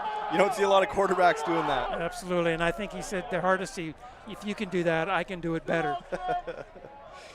And you can see there as he takes off, and it's closing in on him pretty quick, and the first tackler in wanted to go low, so okay, your head's going down, I'm going over. That was number 43 of Okanagan making the tackle, Sheldon Gerlib. So now second and goal. They've got about 5, maybe 6 yards to go here before getting to the end zone, and this feels like a crucial moment here near towards the end of the second half here if Westshore can get in the end zone. Well, you got to definitely come away with the points, and that's the number one thing they have to do. So here we go, second down. Jesse looking to his left, throwing for Oh, Cairo Berry, wide and open. he has got it. Touchdown, Rebels. Cairo Berry, second touchdown of the day, and the Rebels a huge play in this game to take a 7, maybe 8 point lead here towards the end of the first half. Yeah, again, just wide out, run a quick out into the end zone. It was only about a 5-yard pattern. You know, they're man-to-man coverage, and he just had the angle and a perfect pass to make sure the ball goes to the sideline. The only guy that can catch it is going to be the grass or Barry, and Barry was the one that put his hands on it. So here comes the extra point kick by Marcus Jones, as Westshore finally capitalizing on a mistake here. Extra point, low snap, and it is just good. Holy. As Okanagan's rushers nearly got there, but Marcus Jones does make good on the extra point kick, and it is a 17-9 lead here for Westshore towards the end of a first half. A huge play for this Westshore team. Well, it was an opportune one where they had possession inside the 10-yard line on that turnover, and again, you got to capitalize on those. Those are the things, the gift in the game that says do something with it, and if you don't, then it doesn't hurt you because we're still early, but. It's messes with the psyche when the coach is giving you a little bit more grief at the halftime about it. So Westshore now looking to hold the Okanagan offense for this final minute or so of the first half, as Chris McClarty out to punt the ball for the second time today.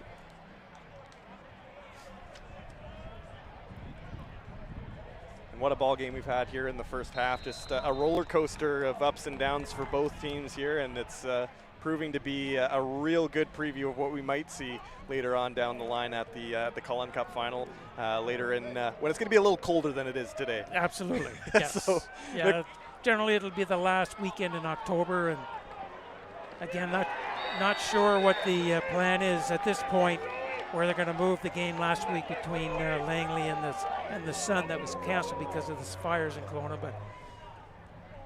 But yeah, I think that with the winner of this one is definitely in the driver's seat to say, okay, we're going to be hosting Cullen Cup.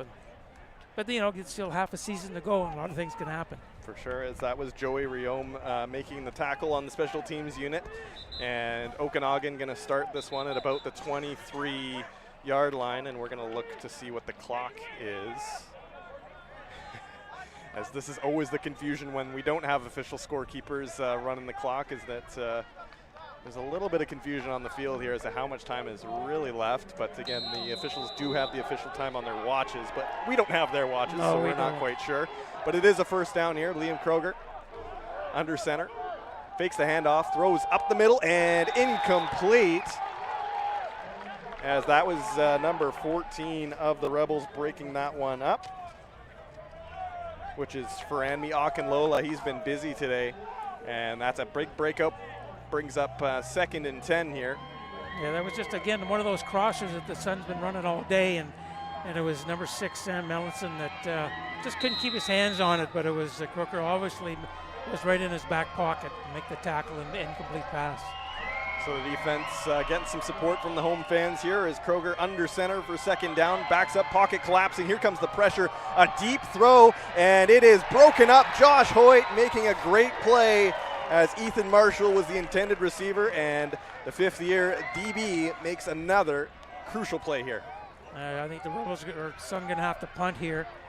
And not knowing how much time is left, the Rebels have time left on the clock to put a little drive on here. Coach Dexter Janke's thinking 3 more at least, 3 more points at least. And I think I might have just seen from the sideline here is 25 seconds, I believe, is what I just got pointed from. Not official, again, don't take my word for it, but I think I saw a 25 from our scorers table down below here. So definitely some time. I'm not sure how many timeouts the Rebels still have remaining, but definitely some time to make something happen here as Cairo Berry is in the backfield for Westshore. And looks like it's going to be a timeout taken by Okanagan by what I can see on the field here. Yeah. As it looks like a personnel issue for Okanagan as they didn't have enough players on the field, which is important on a special teams kick. Yeah, I think I just heard the Sun coach yelling they were losing because of special teams, so. And he's not wrong, blocked punts, no, and absolutely. that put him way back there. So special teams definitely in Westshore's favor, whereas, when Okanagan's had the ball, really, for the most part, they've made well on what they've done. It's just a couple mistakes, and that's where we sit. Yeah, they missed that field goal early that Barry almost returned for a major score. And then this time, this blocked punt turned into a touchdown for the Rebels. Some good noise from the other side of the field here as the Rebels fans supporting their team, getting their D special teams fired up here. As Okanagan going to kick this ball away. And here it is, and look out! Another fumbled punt! And the Rebels once again have it deep in Okanagan territory, and special teams once again letting down Okanagan. Yeah, it's 2 in a row. You don't hear that too often, especially when you got 2 good football teams playing. I didn't see who got that. It might have been number 34, Joey Rium again, maybe. It looked like it was just a bad kick. Number 41, Grady Hay, just didn't get a good boot on it, and it just went right into the ground.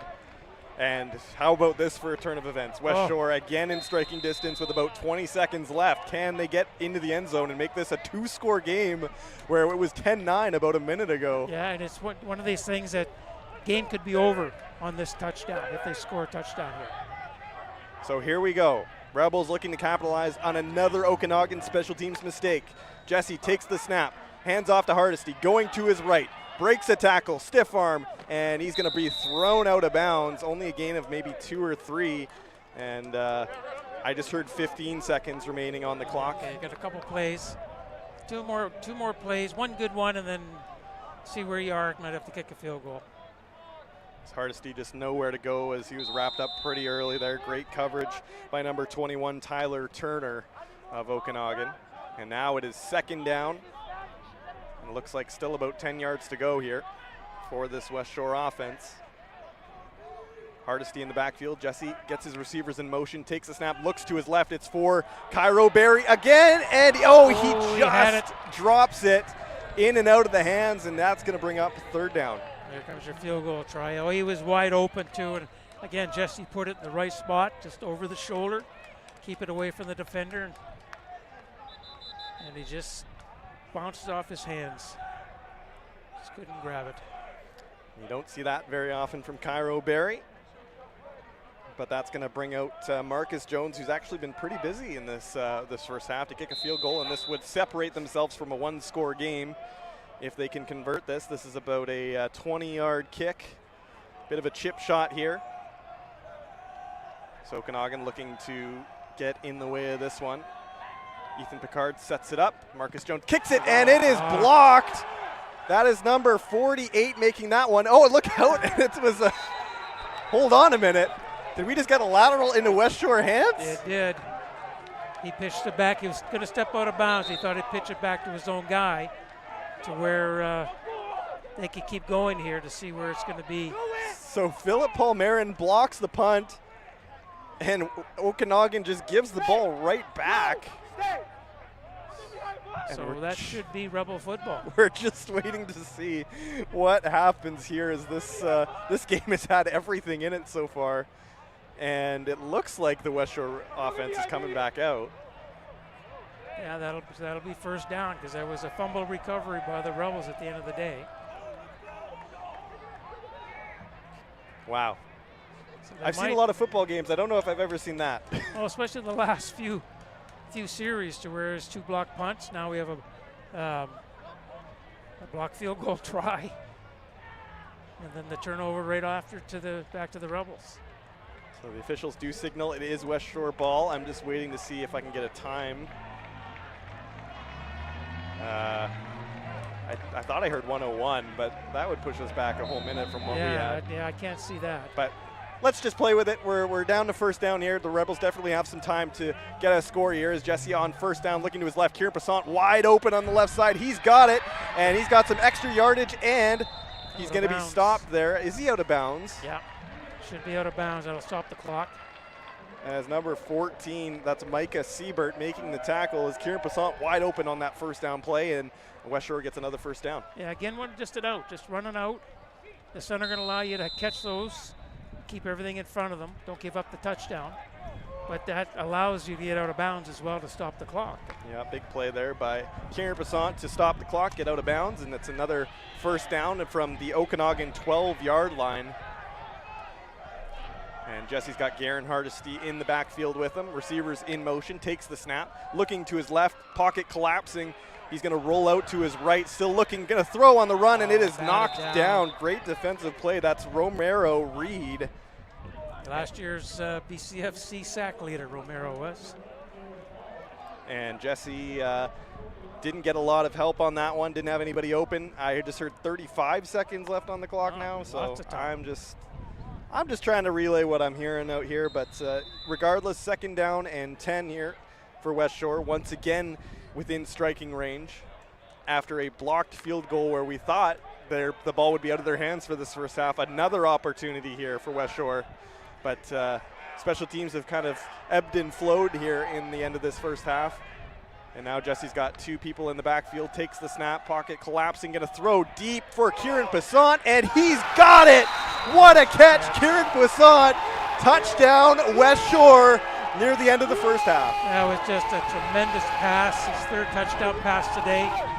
It's between those 2, between Passant and Jesse, they're just timed up.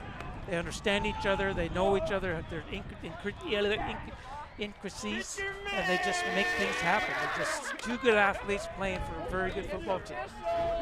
Wow. Kieran Passant listed as one of the top receivers in the BCFC this season, spent time with the BC Lions in the preseason, and he makes his presence felt here as that extra point is good, but the flags fly. We'll have to wait and see what happens here. Did they get the extra point? Yeah, I think that was offside against the Sun. And we'll wait and see as some dramatic moments here towards the end of the first half. It was 10-9 for Westshore, but they've made good on a couple critical Okanagan mistakes, something we haven't seen from this Okanagan team in a long time. Yeah. And some dejected-looking Okanagan players coming off the field here. Yeah, I think they know they're a good football team, but this is the first time in a long time they've been down. It's been 18 games that they've never had to come from behind, and this is one of those ones that you're going to test them in the second half to say, okay, are we a national championship caliber team coming into the 2023 season? So it looks like Westshore electing to kick this one away. I'm just listening for the clock. If I can, I'm trying to single down here to some of the timekeepers to get a final word on what the clock is at. But regardless, Westshore going to kick this one away. Chris McClarty going to kick this ball. All right, I'm going to move up here 5 yards for the offside on the convert. And then Ethan Marshall is in the backfield for Okanagan to return, as is Connor Bjorgen. So Westshore lining up to kick this ball away. Chris McClarty going to do the honors as we're entering the final seconds, we believe, of this first half. And here comes the kick. It's away. It's a squib kick, so there must not be that much time left on the clock, as that one is returned by Luke Windsor. And look out, he gets a little bit of a ways, but brought down. And we'll wait and see how much time is left, but the offense is coming out for Okanagan, so at least time for one more play is 4 seconds. Looks like that's what's left on the clock here. So one play, final play here. for Okanagan to see if they could make some magic happen here, as Bronson Pfeiffer was the one who finally brought down the kick returner there. I think they'll probably just kneel down on this and get into halftime, talk about it. But it's been a good matchup. The top two teams in the BCFC at this point, and I know the Valley Huskers, they want to be in that conversation, but at this point, the way the Sun manhandled them, it's out of bounds. When they played, they're not there yet, and so we'll see if the Sun are actually there. So that throw out of bounds for second down. It looks like the final flag hasn't been waved yet for the end of this first half. So one more, possibly maybe two more plays here for Okanagan, although I doubt they'll risk it on third down here given the recent events of their, I agree. Of their fortunes on third down. So Kroger in the back, got receivers in motion, takes a snap, a quick throw to the right that is caught by Colby Mileto, and he's going to run out of bounds, gain of about 5, and we're bringing up third down, so there must be enough time on the clock here to run. Okay. This time I know it for sure. 14 seconds is what we have left. Okay, I heard that one loud and clear. So he was out of bounds. So now that you got a third down and 7, and the clock doesn't start until the snap, and there's still a ton of time left, you could turn the ball over here to the Rebels and allow them an opportunity for a field goal at least. Okay, head coach is calling for a punt now. That would be a very risky play with 14 seconds left to go for it on third and long. So. Special teams units quickly flip onto the field. Cairo Berry back onto the field to return a kick. And with 14 seconds left, you still got one more chance to really air one out, depending on where Cairo Berry can run to, maybe kick another field goal. So there's in football, 13 seconds is quite a bit of time to make something happen. Here comes a 10-yard penalty now against the Sun for too long in the huddle. So the Sun going to be heading into the locker room at this first half, and a lot of questions and a lot of words to be said about their special teams unit. That's kind of burned them a little bit here late in the second half. But what else do you think needs to be adjusted for Okanagan to get back in this game here? Well, I think they got to get back to their run game. Over the last little while, they've been throwing a lot of passes. Weeberg is ripping them up in the first quarter, and you got to get back at that. But if you get too far behind, you want to take up big chunks of yardage, and passing is the only way you can do that. And they got to rely on get their kick game going too, because Hayes a good kicker. Just these last two that get blocked, it's a little demoralizing. So here we go, third down, and look out, safety. And he's going to give up a safety. So the Rebels going to add 2 points here as there's a late flag on the field. So tack on 2 points for now for Westshore, as they're not going to kick it away. They're going to kneel in the end zone for a safety. I'm not sure who that penalty's on. I don't know either. We're going to find out here in a moment.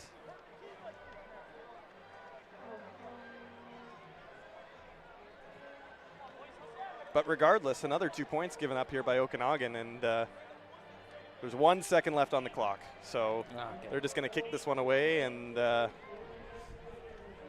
so unless there's some magic on the return team here for Westshore, that will pretty much spell the end of the first half. And it looks like Westshore is just going to take this ball at the 25-yard line.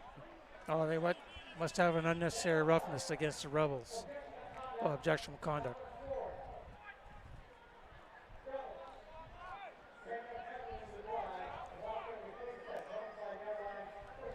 Okay, so objectionable conduct against the Rebels. I think you said number 4, Zion Brown. It's one of those ones where you look at it at the end of the day, no harm, no foul, but those are the type of penalties, again, you don't want to be taken if the game's a bit closer, because at the end of the day, they come up and coaches talk about them in the meetings come the following week. So now the question is, do the Rebels run a play or do they just kneel it down? That's going to be the question. It looks like T. Jesse is asking to kneel it down. So yeah, that looks like that's going to be the play here to end the first half, as it gets into what we call a victory formation, usually at the end of the game when you go for a QB kneel. Yeah. And the Westshore players already getting ready to head into the locker room here, as Clark stops. Jesse takes the knee, and that marks the end of a tumultuous first half. Oh, there's still time left, they say. Wow. Oh, well. Again, another kneel down. Clock will be running now.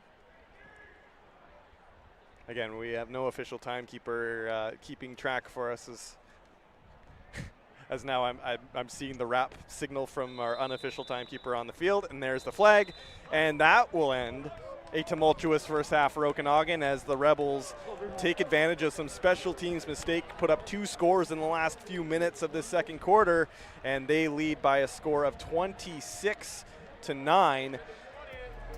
A great first half. We're going to take a quick break and come back to you with some second half action. Don't go anywhere. We got an exciting finish for you here on BCFC TV or Telus Optic channel 1981 alongside Paul Short. I'm Tyler Bennett. We'll be right back after these messages. See you in a bit.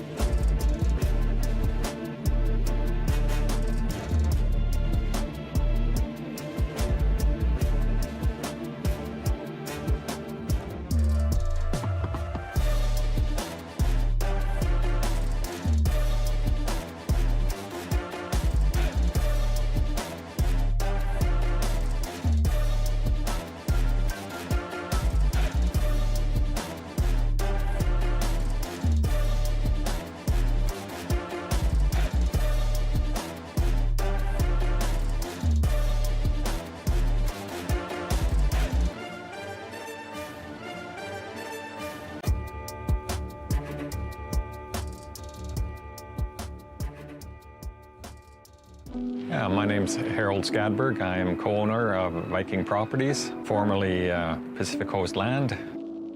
My name is Jan Egil Gulbrandsen. I'm a co-owner and partner with Harold in Viking Properties. We're fortunate enough to have Ben taking over more and more for us. He's been working with me for probably 4 or 5 years now, and the company is in good hands.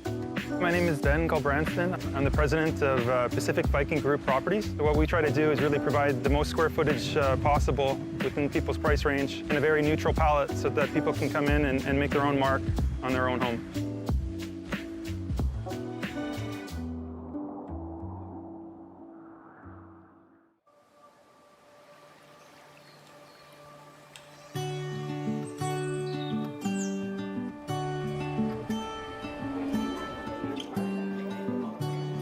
Where are we going? Show me around.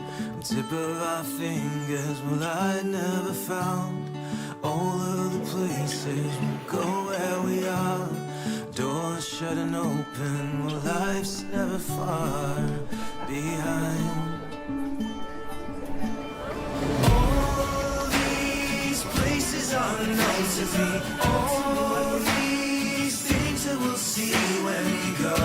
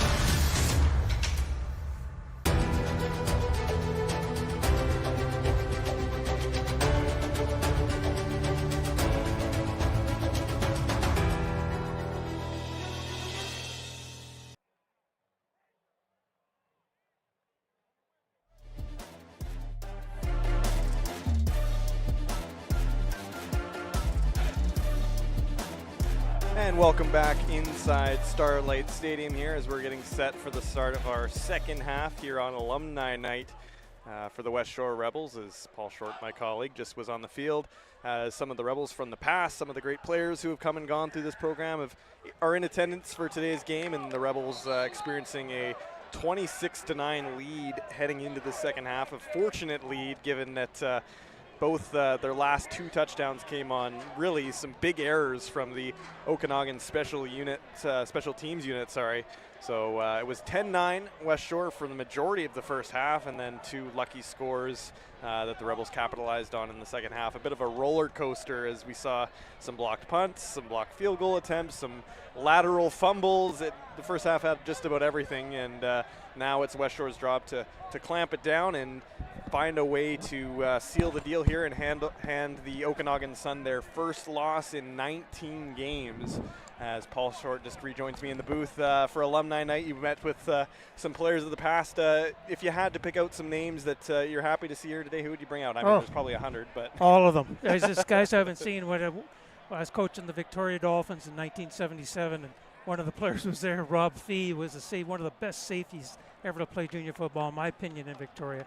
I haven't seen him since 1977, and it's just like, oh my gosh, it's almost 50 years, and I'm only 42, so it's crazy. But it's good to see them. And I think the idea behind it, Todd Fenwick is one of the pushers. He played, I guess it'd be like the early 90s for the Payless team, and he's trying to get alumni going to help support this edition of the Rebels with fundraising and just overall support, which should happen.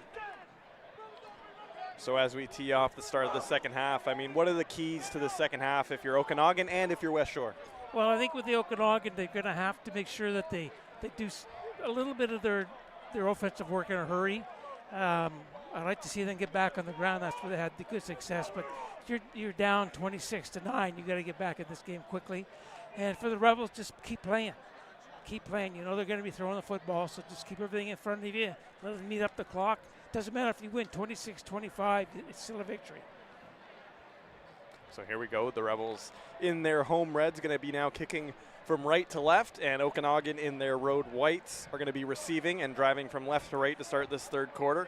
We were entertained to an exciting first half of action that had just about everything you could ask for, and it looks like we are going to be up and away for the second half of a potential Cullen Cup preview as Chris McClarty kicks this one away deep in Okanagan territory. It's going to be Ethan Marshall returning. He's going to go up the left sideline, only gets a few yards, and back comes the Okanagan Sun offense at the 25-yard line. Just a good kickoff. I think Marshall let the ball bounce in front of him, which I'm sure the special teams coach will have something to say about that. You want to try to catch the ball in the air, use your momentum.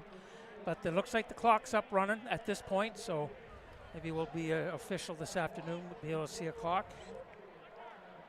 And it does appear that we do have our clock back. Thanks, Paige, for all your hard work in the truck, flying blind. And now we have the official time as the clock begins to run down here in the third quarter as Liam Kruger, I was saying Kroger in the first half, sorry to his family and friends, as Kruger looks to escape the pressure out of the pocket to the left. He's going to get a good chunky yardage, a gain of about 15 before getting smoked by DeMar Honstein.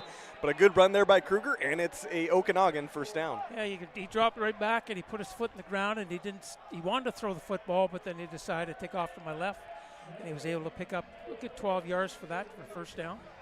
Good start for the Sun on that very first play. They need something to get them fired up. They did a little bit early when they scored, but once you get trampled on, not really trampled on, but the Rebels sort of took control there in the second quarter. And then the Sun needs something they can hang their hat on to say, okay, hey, we're going to get back in this game quickly. Oh, look out here. Reception by Okanagan. Good throw by Kruger. And Kenny Williams with the reception gets himself an extra 10 yards, and the Sun coming out with a vengeance here to start the second half. Oh, that's what they needed. They needed something to get the bench fired up and get the coaches fired up. And that was just a quick little pass, just a in route by the slot back and wide open, and they just over the linebackers' heads, pick up a good 15, 20, 25-yard gain. So here we go as the Sun march into the Westshore territory to start the second half. A good drive. And Kruger fakes the handoff and nearly intercepted. Oh, that was a close play, but just not quite there was Murdy Kasongo. And a near interception is Colby Mileto, the intended receiver, and the Sun are lucky to be holding on to the ball still. Yeah, Mileto let the ball come to him rather than come back to the football, because I think if he had caught that, he might have definitely scored. So now a second down and 10 here for Kruger and the Sun offense. He's got Aiden Weiberg behind him in the backfield. As Kruger takes a snap, throws immediately to his right. That is caught by Marshall. He is going to run to the outside, and I think he's got enough. Yeah, it looks like it. We'll have to wait and see what the official signage is, but a good catch and run there by Ethan Marshall, and that's going to move the chains of first down for Okanagan. Yeah, it's one of those ones I guess they pulled out of the Rebels playbook, just a quick out and let the receiver run after the catch. Yeah, broken tackle, a couple broken tackles, enough yards for first down. So a 1st and 10 just inside the Rebels' 20-yard line. Kruger with receivers in motion, hands off to Weiberg, and it is pounced on, a fumble, and that is going to be a turnover as the Rebels defense jumps on that one. It is Bryce Ruther getting the fumble recovery, and Westshore takes over. That's a backbreaker for the Okanagan Sun. Well, Weiberg had an opportunity, but the defense was on him so quickly they didn't get a good handle on the football, and unfortunately for the Rebels and unfortunately for the Sun, it was a turnover because of the fumble, and Rebels begin 1st and 10. And some stern words here on the Okanagan sideline between Kruger and Weiberg. It looks like they've sorted things out now as just a little bit of lack of communication, and the Rebels get the ball and look to add some more damage as it's a handoff to Hardesty, and he loses a tire, and look out as Garen Hardesty is down, and this does not look good. Yeah, it looked like he definitely twisted his knee. There's 2 Rebels down on this play, but the ball carrier Garen Hardesty looks bad from what we saw, and we just hope he's okay as CJ Vincent also down on the field in pain. And this is not what you want to see for the Westshore Rebels, is two of their key offensive players. Garen Hardesty, one of the best runners in the BCFC, and looks like he stumbled, tried to recover, and he's in a world of hurt right now. Yeah, well, you don't want to see anybody get hurt, especially young guys just playing at the game they love to play. And let's quickly take a look here and see what happened as he gets the ball and just never really has his footing on him as he's stumbling a little bit, and it just gave out on him. Yeah, definitely a twist, but it looks like they're getting some mobility back in. It's his right leg, so they're trying to see what they feel like both sides, with the trainer working the left leg now. And CJ Vincent, the Rebels tight end, also down on the field as well here. Yeah, it looked like the way he was pointing to his hip. And Hardesty's up. He's definitely limping. But so Garen Hardesty, wishing him all the best as he's going to be carried off. Can't put much weight onto that leg. Obviously a crucial part of this Rebels offense. He's scored a touchdown in every game this season, and we hope he's all right. And CJ Vincent being also lifted up off the field as well. Both of them being helped off.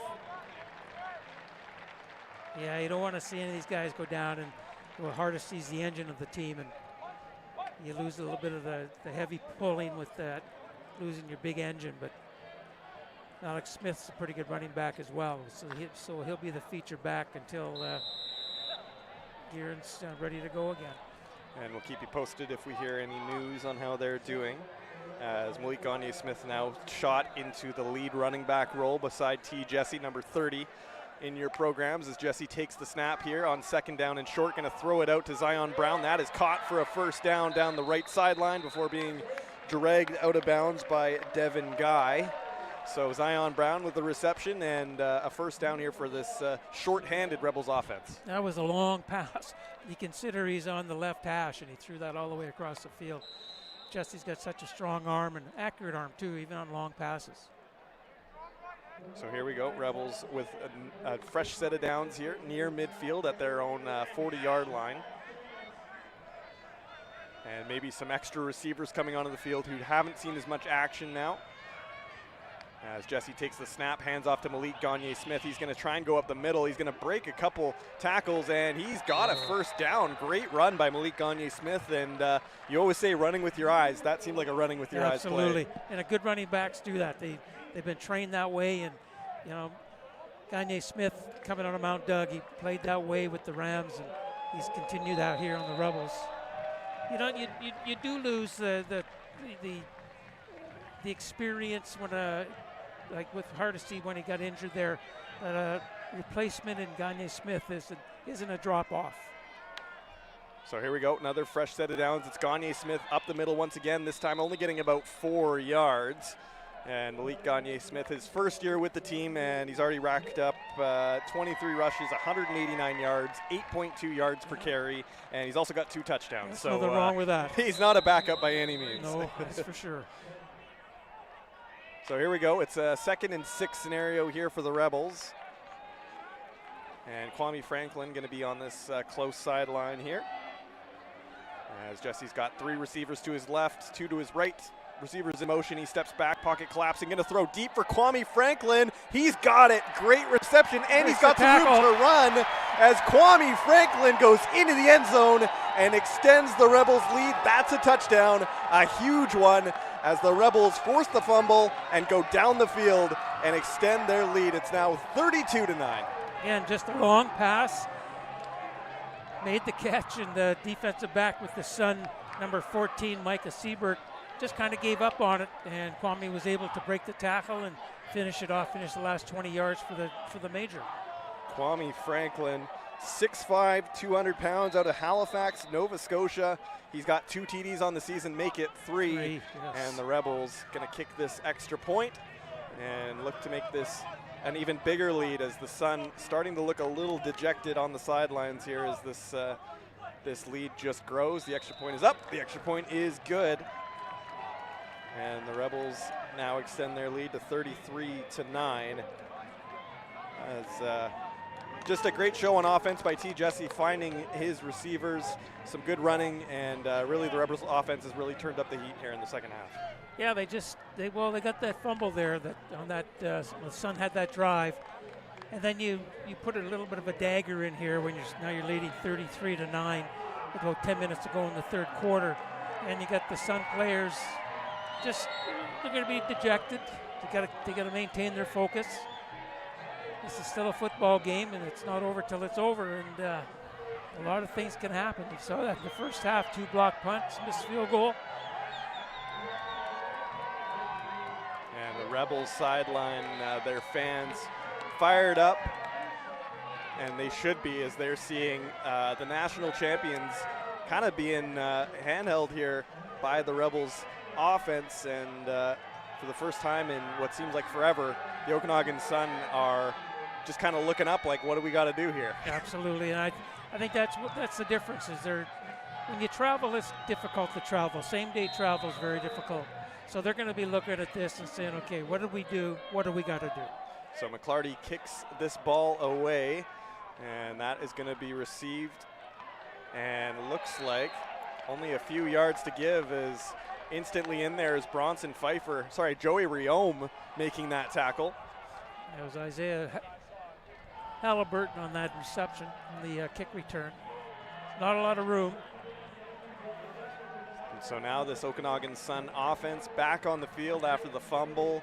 Some choice words between Kruger and Weiberg. Hopefully they're on the same page now, and trying to avoid another turnover, something that's really killed and stagnated this Okanagan team here today. Yeah, they seem a little bit flat-foot, but coaches will get them fired up, remind them that they're still in a football game. So here's Weiberg on first down, and he's only going to get 3, maybe 4 yards, and that's going to bring up second down as the Rebels' run defense has really turned up their game in the second half here. Yeah, he cut back, and the Rebels linebackers were there. Limit that gain to about 2.5. So now it's a second down and long, second and about 7, as Kruger got some receivers in motion. He's going to look to his left on a screen pass, and it is going to be complete. However, he's going to be wrapped up there. That looked like that was Bronson Pfeiffer that time making the tackle. And that's going to bring up a 3rd and 5, and the special teams unit for Okanagan coming back on the field. An unsuccessful drive there for Kruger and the Sun. Yeah, it was a well-designed play, and it was just one of those quick ones you get people out in front to help, like a little sideline screen.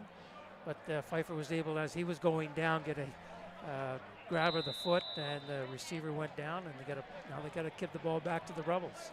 Marty Kasongo was in on the tackle on that one, and Grady Hay back out to kick, and it's been an interesting day at the office here for Grady Hay back there kicking. He's had a couple blocked punts, a couple blocked kicks, and this one nearly blocked, but he's going to get this one off, and it's going to roll out of bounds right near the 50-yard line. So the Westshore offense will take over, looking to build on a successful first drive in the second half and going to look to pile on some more points here. Yeah, and I think Grady Hay's looking when he lines back up there to punt. His eyes are darting back, left and right, left and right, left and right, wondering where they're going to bring the heat from. And that makes you think about it. You hesitate, you double step before you kick the ball, slows things down. You just got to get back to your rhythm. Everything you've done at practice, just do it again during the game. So here we go. The Westshore faithful here being treated to an excellent game here, and they're getting fired up along the bleachers there, giving their home team some life as they look to build on this lead they've gotten here. As Jesse's got some receivers in motion, takes the snap, pocket collapsing, going out left to Cairo Berry. He's got it. Let's see how many yards he can get as he goes right into the defender. And that's number 14, Micah Siebert, making the tackle.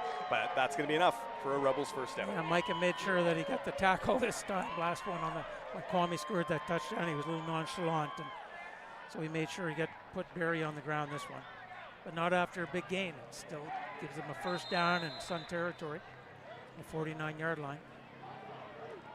Cairo Berry, a product of Vancouver, went to Dalhousie, was a Tiger there, and was ranked number 47 in the CJFL top 50 heading into the season, so a highly touted receiver, one of many that the Westshore Rebels tout on this offense as Jesse takes the snap, and it looks like an offside call, so this might be coming back as Cairo Berry drops the ball, incomplete, but I think this play will be coming back. Yeah, looked like Kieran Pezant was offside.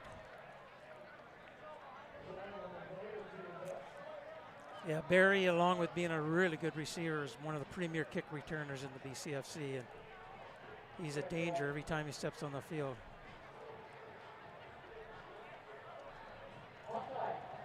Always get the sun. Defense.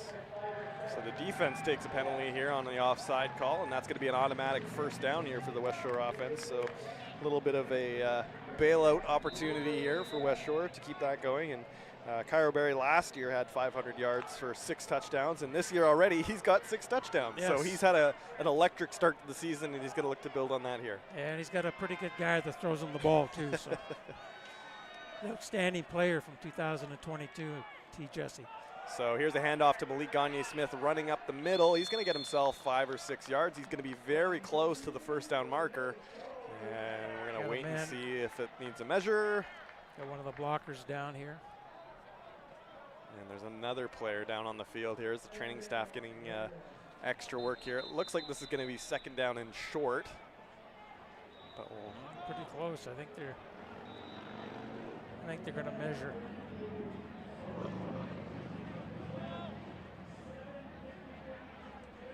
So while the player is down, why don't we take this quick opportunity to step away as Westshore leads Okanagan 33-9. You're watching BCFC TV or Telus Optic Channel 1981. We'll be right back.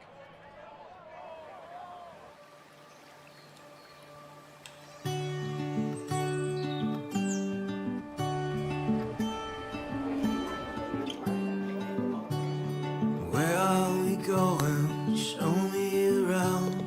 Tip of our fingers, well, I never found all of the places we'll go where we are. Doors shut and open, well, life's never far behind. All these places are known to me. All these things that we'll see when we go.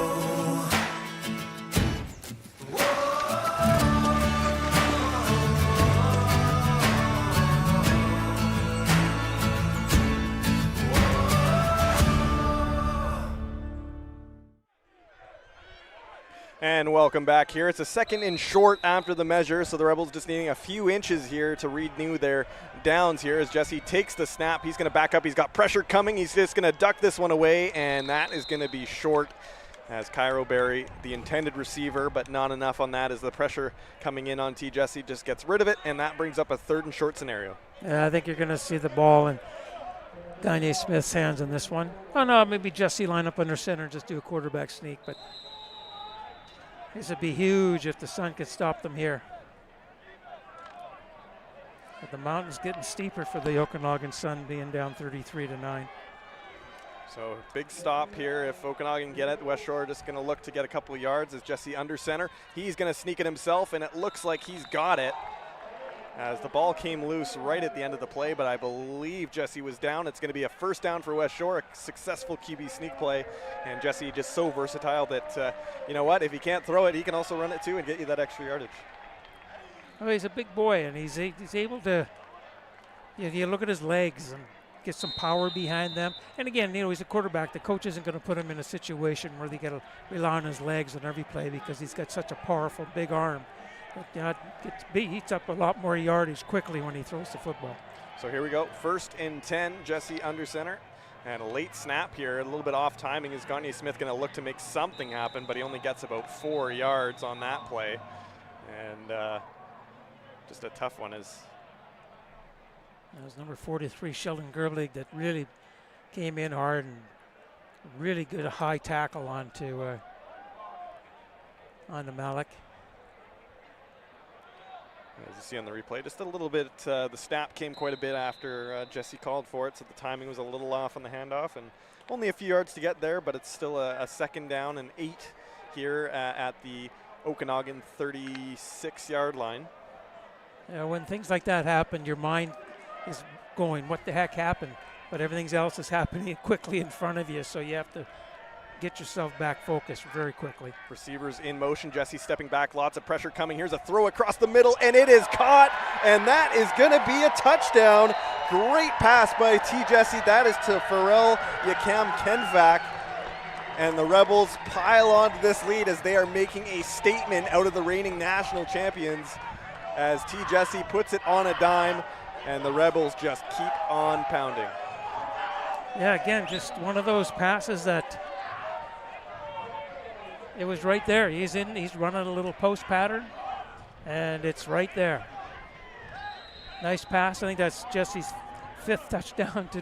It gives him 20 on the year. That's amazing. A great offensive display here by T. Jesse and the rest of the Westshore Rebels offense as Marcus Jones is out to kick the extra point. It's up and it is good. So that will extend the Rebels lead to 40-9 here late in the third quarter. And if you are Dexter Janke, if you're Rob Lerville on the Westshore sideline, there's not much you can really complain about from their play here today. No, the boys have been pretty solid. They're focused. They've made a few mistakes, but they've been able to, hang in despite some injuries as well. The Sun have had a few guys go down, but yeah, they were focused all day, and it's one of those games that said, okay, we just play these guys once. The winner of this one is in the, like I've always said, the driver's seat to host the Cullen Cup, but you can't strap the seatbelt on yet because there's still 6 games to play in this season, and a lot of things can happen. So now for the Westshore Rebels, discipline has to come into play. Not letting this lead get away from you because these are the reigning national champions. They've few times been put in this situation before, and you'd hate to see a lead like this evaporate or make it into a close game, because really this game now is in Westshore's hand as Clarence McClarty kicks this one away. And a little bit of confusion there in the backfield as it looks like Okanagan just getting wrapped up in themselves, as that was Ethan Marshall on the return, has had nowhere to go. He had his own jerseys blocking his way, and that's going to be a deep start for the Okanagan offense. Yeah, again, one of those special team plays that we heard the coaches yell about, that the reason they're behind is coming to special teams and just, handling the football. Again, in fairness to him, he's probably the sun plays a little bit into his face there, but, generally you're back there because you're so good at doing what you're doing, and that's why you're in that position to return the ball. So here we go, first down. And Okanagan going to hand the ball off to Weiberg, and he is going to go nowhere, as that was a great tackle made by number 14 on the Rebels defense. That is Faranmi Akinlola, as we haven't seen Weiberg get stopped behind the line that often, but that's a great play by the Rebels D. Absolutely, and you can play a little bit freer now with a big lead that you have. So you'll see the Rebels maybe take some chances. Here comes a sack. Cody McMahon coming in with the sack as Kruger had nowhere to go, and the Rebels are just dominating on both sides of the ball right now. Yeah, and again, it's demoralizing for the Sun. Linemen aren't as quick as you expect them to be at this point, and they just get caught flat-footed a little bit. And McMahon made a nice play there, kept up his pursuit, and he's credited with the sack. Head coach Dexter Janke giving lots of high fives, as this is a huge game at this stage of this program to really put the measuring stick out to where this team can be if they play the right way, and he's got to be really happy with how today's gone. Oh, absolutely. I think at any time you can, any football game, if you're leading and you're taking it to them, if you will, not saying easy, but you're playing better at this point. You got to be happy for all your players and coaches for the job they did all week. So that was a safety there as Grady Hayes backs up into the end zone, takes a knee. So that's another 2 points tallied onto the score as Westshore extends their lead to 42-9, and they will be receiving the football here as we're getting late into the third quarter. And I never thought I would say this, but could we see some backups come into this game now that we've seen a couple injuries? The heat's getting to some of these players. Is there a chance we maybe see some of the backup players come in, some of the, some guys that get some experience against a really tough test here in Okanagan? I would think so, but again, you never know. Not in the brain of Coach Lerville, coach of the offense, going to sit T. Jesse down. But you got to stay sharp. Next week their schedule gets a bit tougher. They Okanagan today. Next week they go to Langley. Then they host the Valley. So there's 3 teams that are winners. So you got to keep everybody sharp. So that's where them thinking might be, excuse me, about getting in the fourth quarter, maybe make a change. So it is 3 minutes left here in the third quarter. T. Jesse and his offense back out on the field. He's thrown 5 touchdowns today. Could there be a 6th in the cards as Jesse fakes the handoff, throws down the middle. Kieran Passant makes the grab before being wrapped up by 5 white jerseys. And that is a pro move by T. Jesse. Deceptive and just a bullet pass right on the hands of Passant. Yeah, and it looked like it was a sideline throw too, like, or sidearm. Yeah, it's sort of. He was moving to his left and didn't have the feet set, but he just threw it on a dime and it was a dart. And T. Jesse, the first BCFC quarterback, and correct me if I'm wrong, the first BCFC quarterback to go into the CFL QB internship program, basically where he gets to learn from some of the pros and really gear him up to take that next step. Yeah, I think he was the first one. There could be others that we didn't know about. Used to be a secret back in the day with where these guys did and what they did. But yeah, it did great opportunity. The BC Lions allowing that to happen, you know, with both Kieran and Jesse taking that step is huge. So Garrett Hardesty back into the game after we thought was a really scary injury, but he's back out running, which is something you really like to see if you're a Westshore Rebels supporter, as he gets maybe a yard or 2. And good to see him back out on the field, as now it'll be a 2nd and 8 here for the Rebels offense. Absolutely, especially after he went down, it looked like it was a season ending. So a timeout looks like it's been called here by offensive coordinator Rob Lervold. So we'll get some water bottles out there. Everyone will take a moment.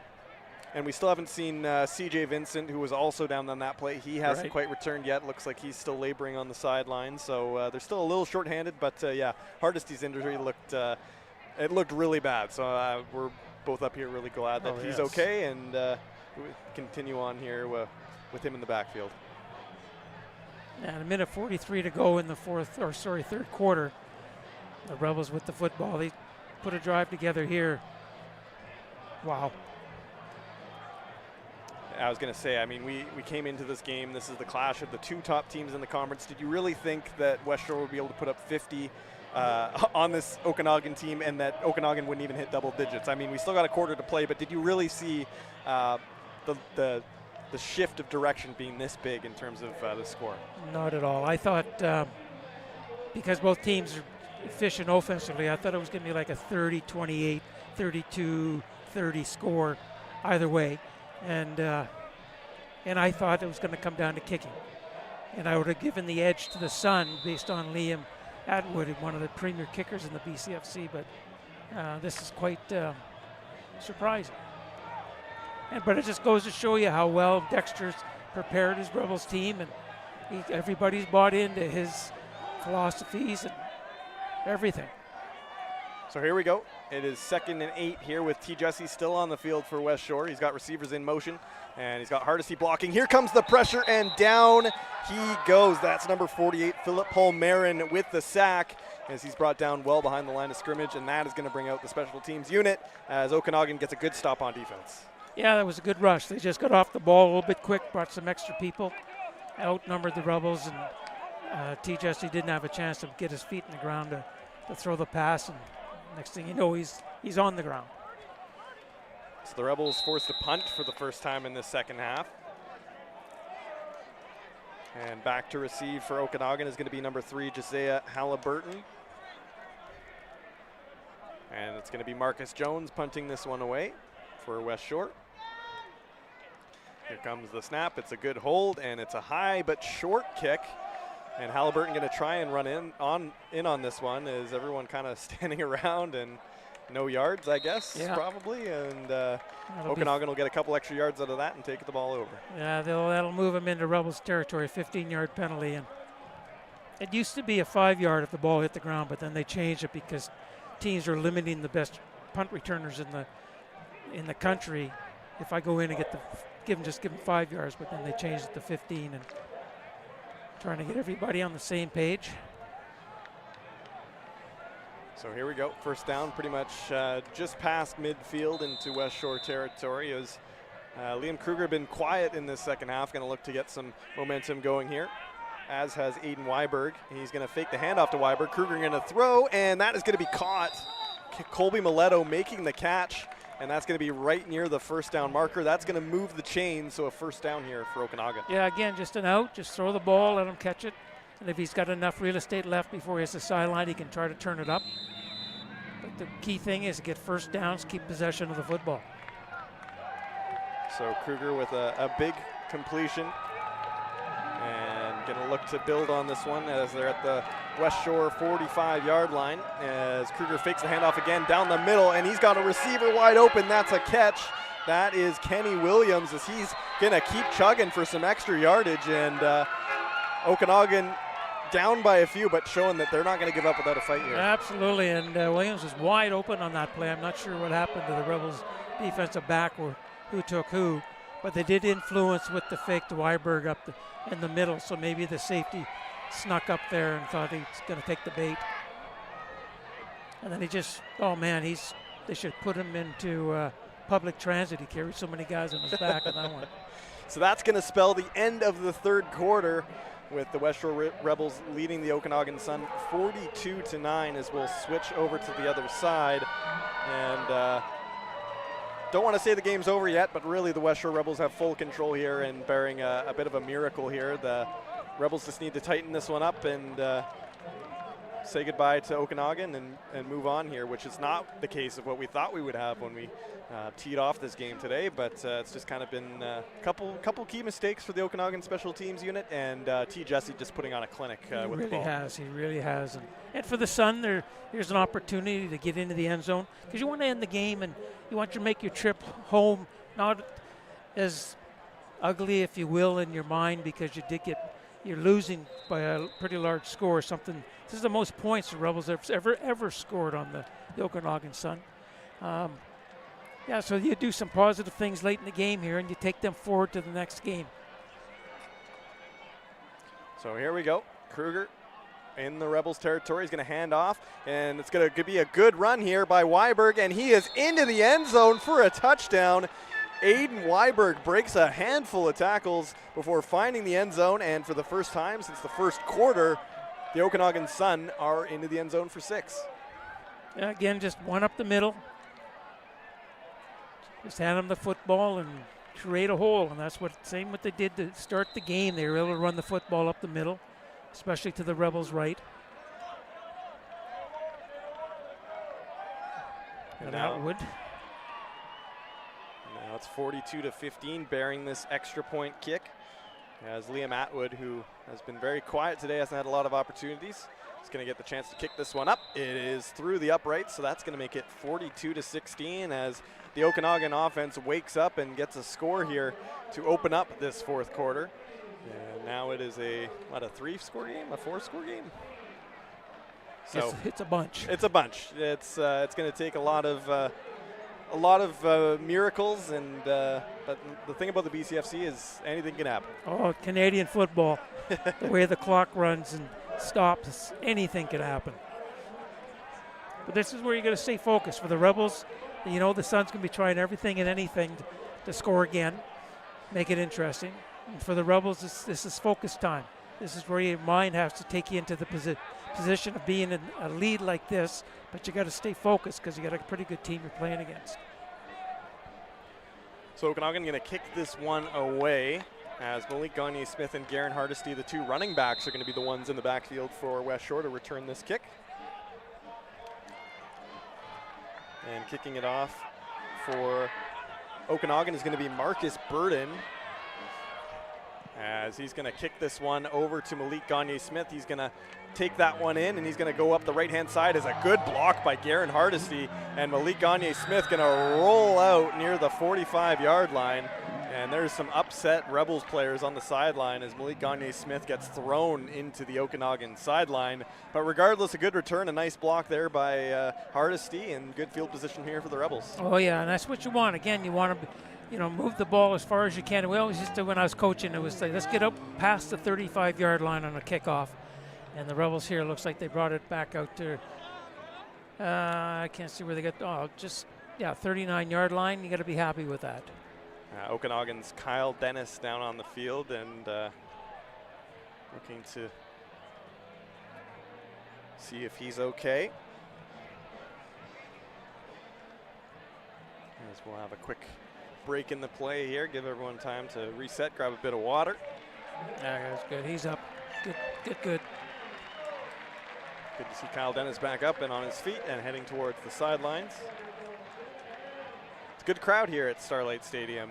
First sunny home game of the season. The first game was a little overcast, a little muggy, and it's a nice day for football today. Oh, absolutely. And to be honest with you, I thought there'd be a few more here, you know, with the Okanagan Sun in town, but there's Greek Fest is going on in town. There's also the Blues Bash downtown. So there's a lot of distractions that might take a football player away or a football fan away, but these people that are here today, they're going to go home with nothing but cheers for what the Rebels have been done. So here's Jesse throwing off the left to Zion Brown. He's going to try and make some defenders miss, and he's going to be out of bounds after a gain of about 7 is Zion Brown with his first reception in a little while. And that's going to bring up a second and short scenario here for the Rebels. Yeah, just again, one of those long outs that's going to stretch the field. And when you stretch the field, obviously there's going to be holes that you can cut up through. And that's the plan, just try to outrun the guys at the corner. So Jesse getting his signals here from the Rebels sideline and goes into the huddle. As the Rebels with a 2nd and 4 situation here. Going to look to renew their downs on their side of the field here. Jesse's got Garen Hardesty in the backfield. He's got 3 receivers to his right, 2 to his left. He's going to throw to his left to Cairo Berry, and he just gets there. And that's a nice catch by Cairo Berry, and that's going to extend the chains down the field. It's the Rebels' first down. That was a tremendous catch. He was on his knees, and he had to get down and really stretch to get that. And you can see on the replay it was a little bit of a low pass that he was able to stretch out and just get his hands on it and hang on to it for the first down. So the Rebels now at exactly midfield on 1st and 10. Okanagan defense looking to get a stop. Garen Hardesty in the backfield with 3 receivers to Jesse's right, 2 to the left. And a bit of a late snap. Handoff to Hardesty. He's going to go up the middle. He's got some room. He's got some blockers. He goes to the outside, and he's thrown out of bounds just past the first down marker as Garen Hardesty. Great run there and renews the downs for Westshore. Yeah, that was a really good run, especially for somebody that was laying on the ground not long ago in agony. Again, he averages I think it's 12.6 yards a carry when coming into this game, and that run there just solidifies it. Yeah, I'm going to still maintain that. So it looks like it's actually, he didn't quite get the first down as it's going to be a 2nd and short. Oh, it is too. It looks like the ball boy marker hasn't updated his downs, but I believe this is a 2nd and short as Jesse's under center.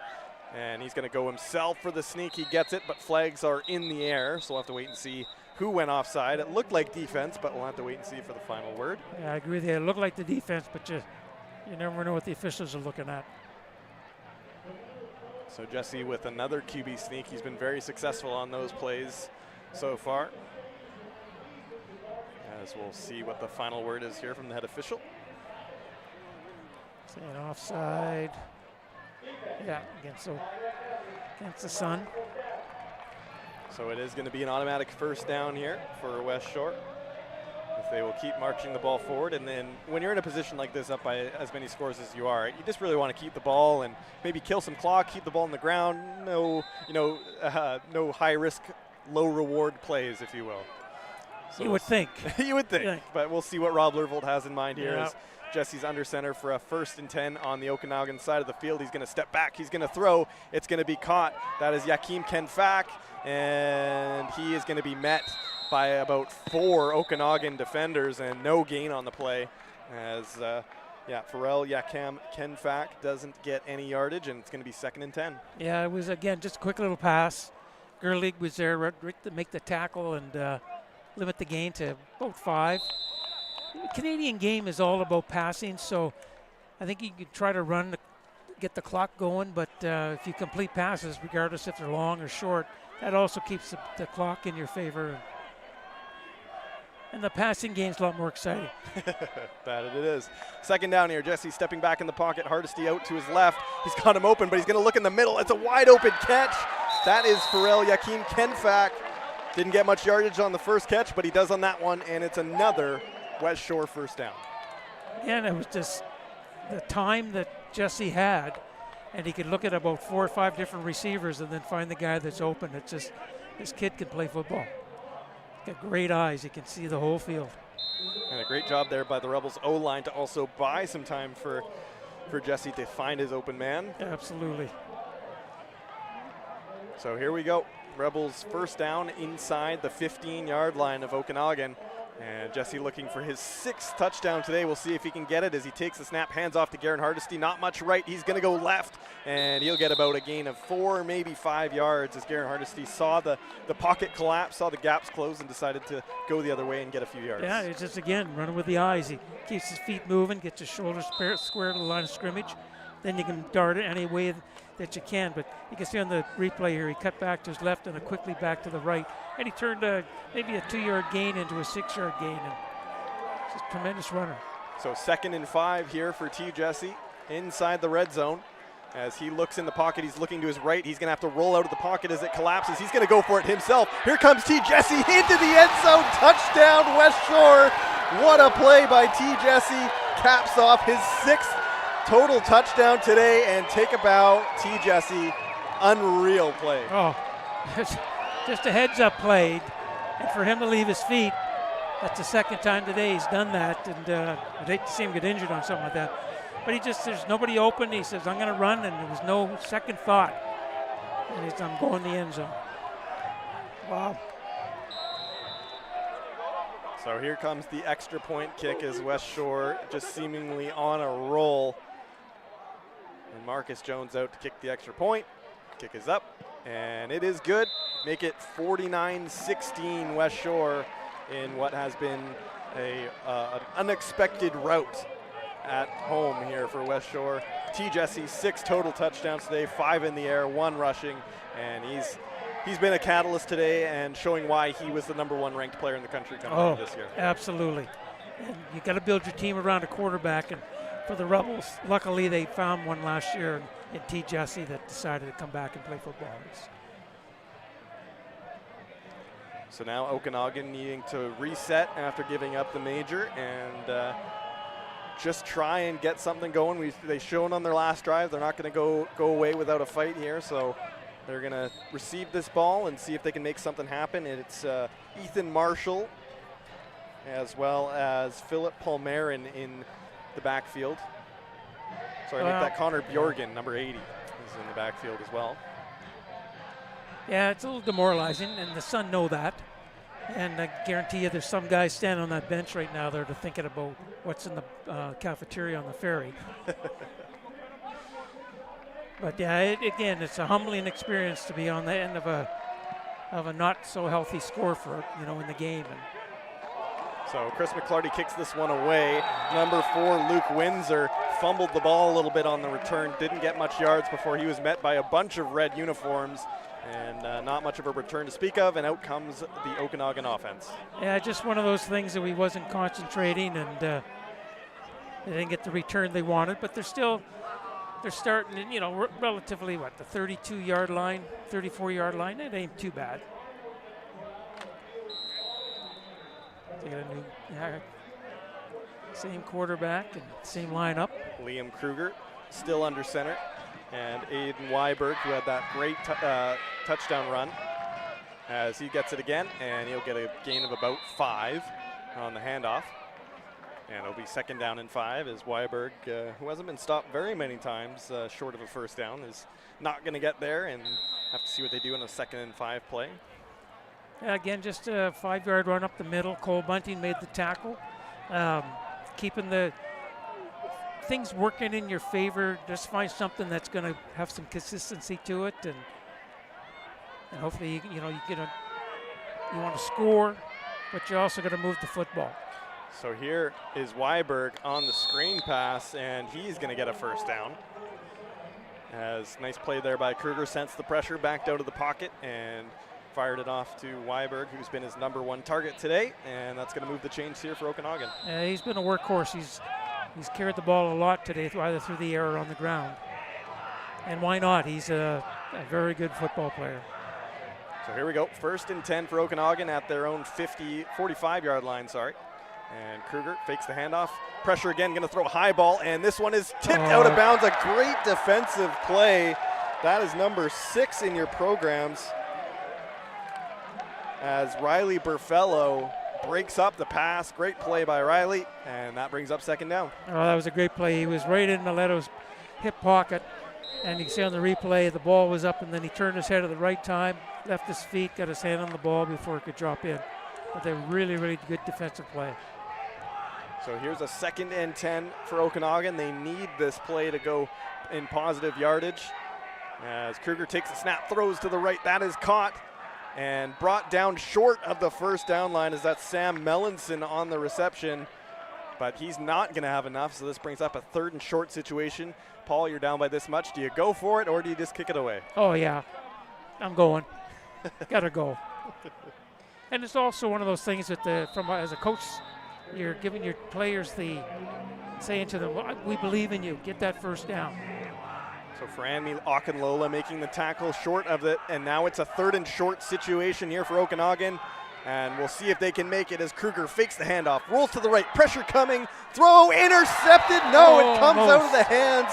Oh, a close play, but Murdy Kasongo makes the breakup, and that's another turnover as Okanagan can't get it done on 3rd down. Just one of those unlucky plays where the quarterback wanted it, he's rolling to his right, and you can see on the replay, just get out there, and I think he wanted to run, but it was shut down by the Rebels, and just couldn't get the ball into the receiver's hands. So Westshore taking over at midfield.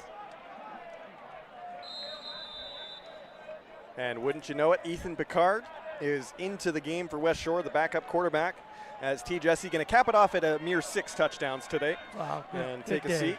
Well, there's only 7 minutes and 40 seconds to go, so I think at the end of the day, Picard gets a chance to play against a very good football team. As Westshore uses a timeout there. Yeah, they were missing a player. Looks like a personnel issue.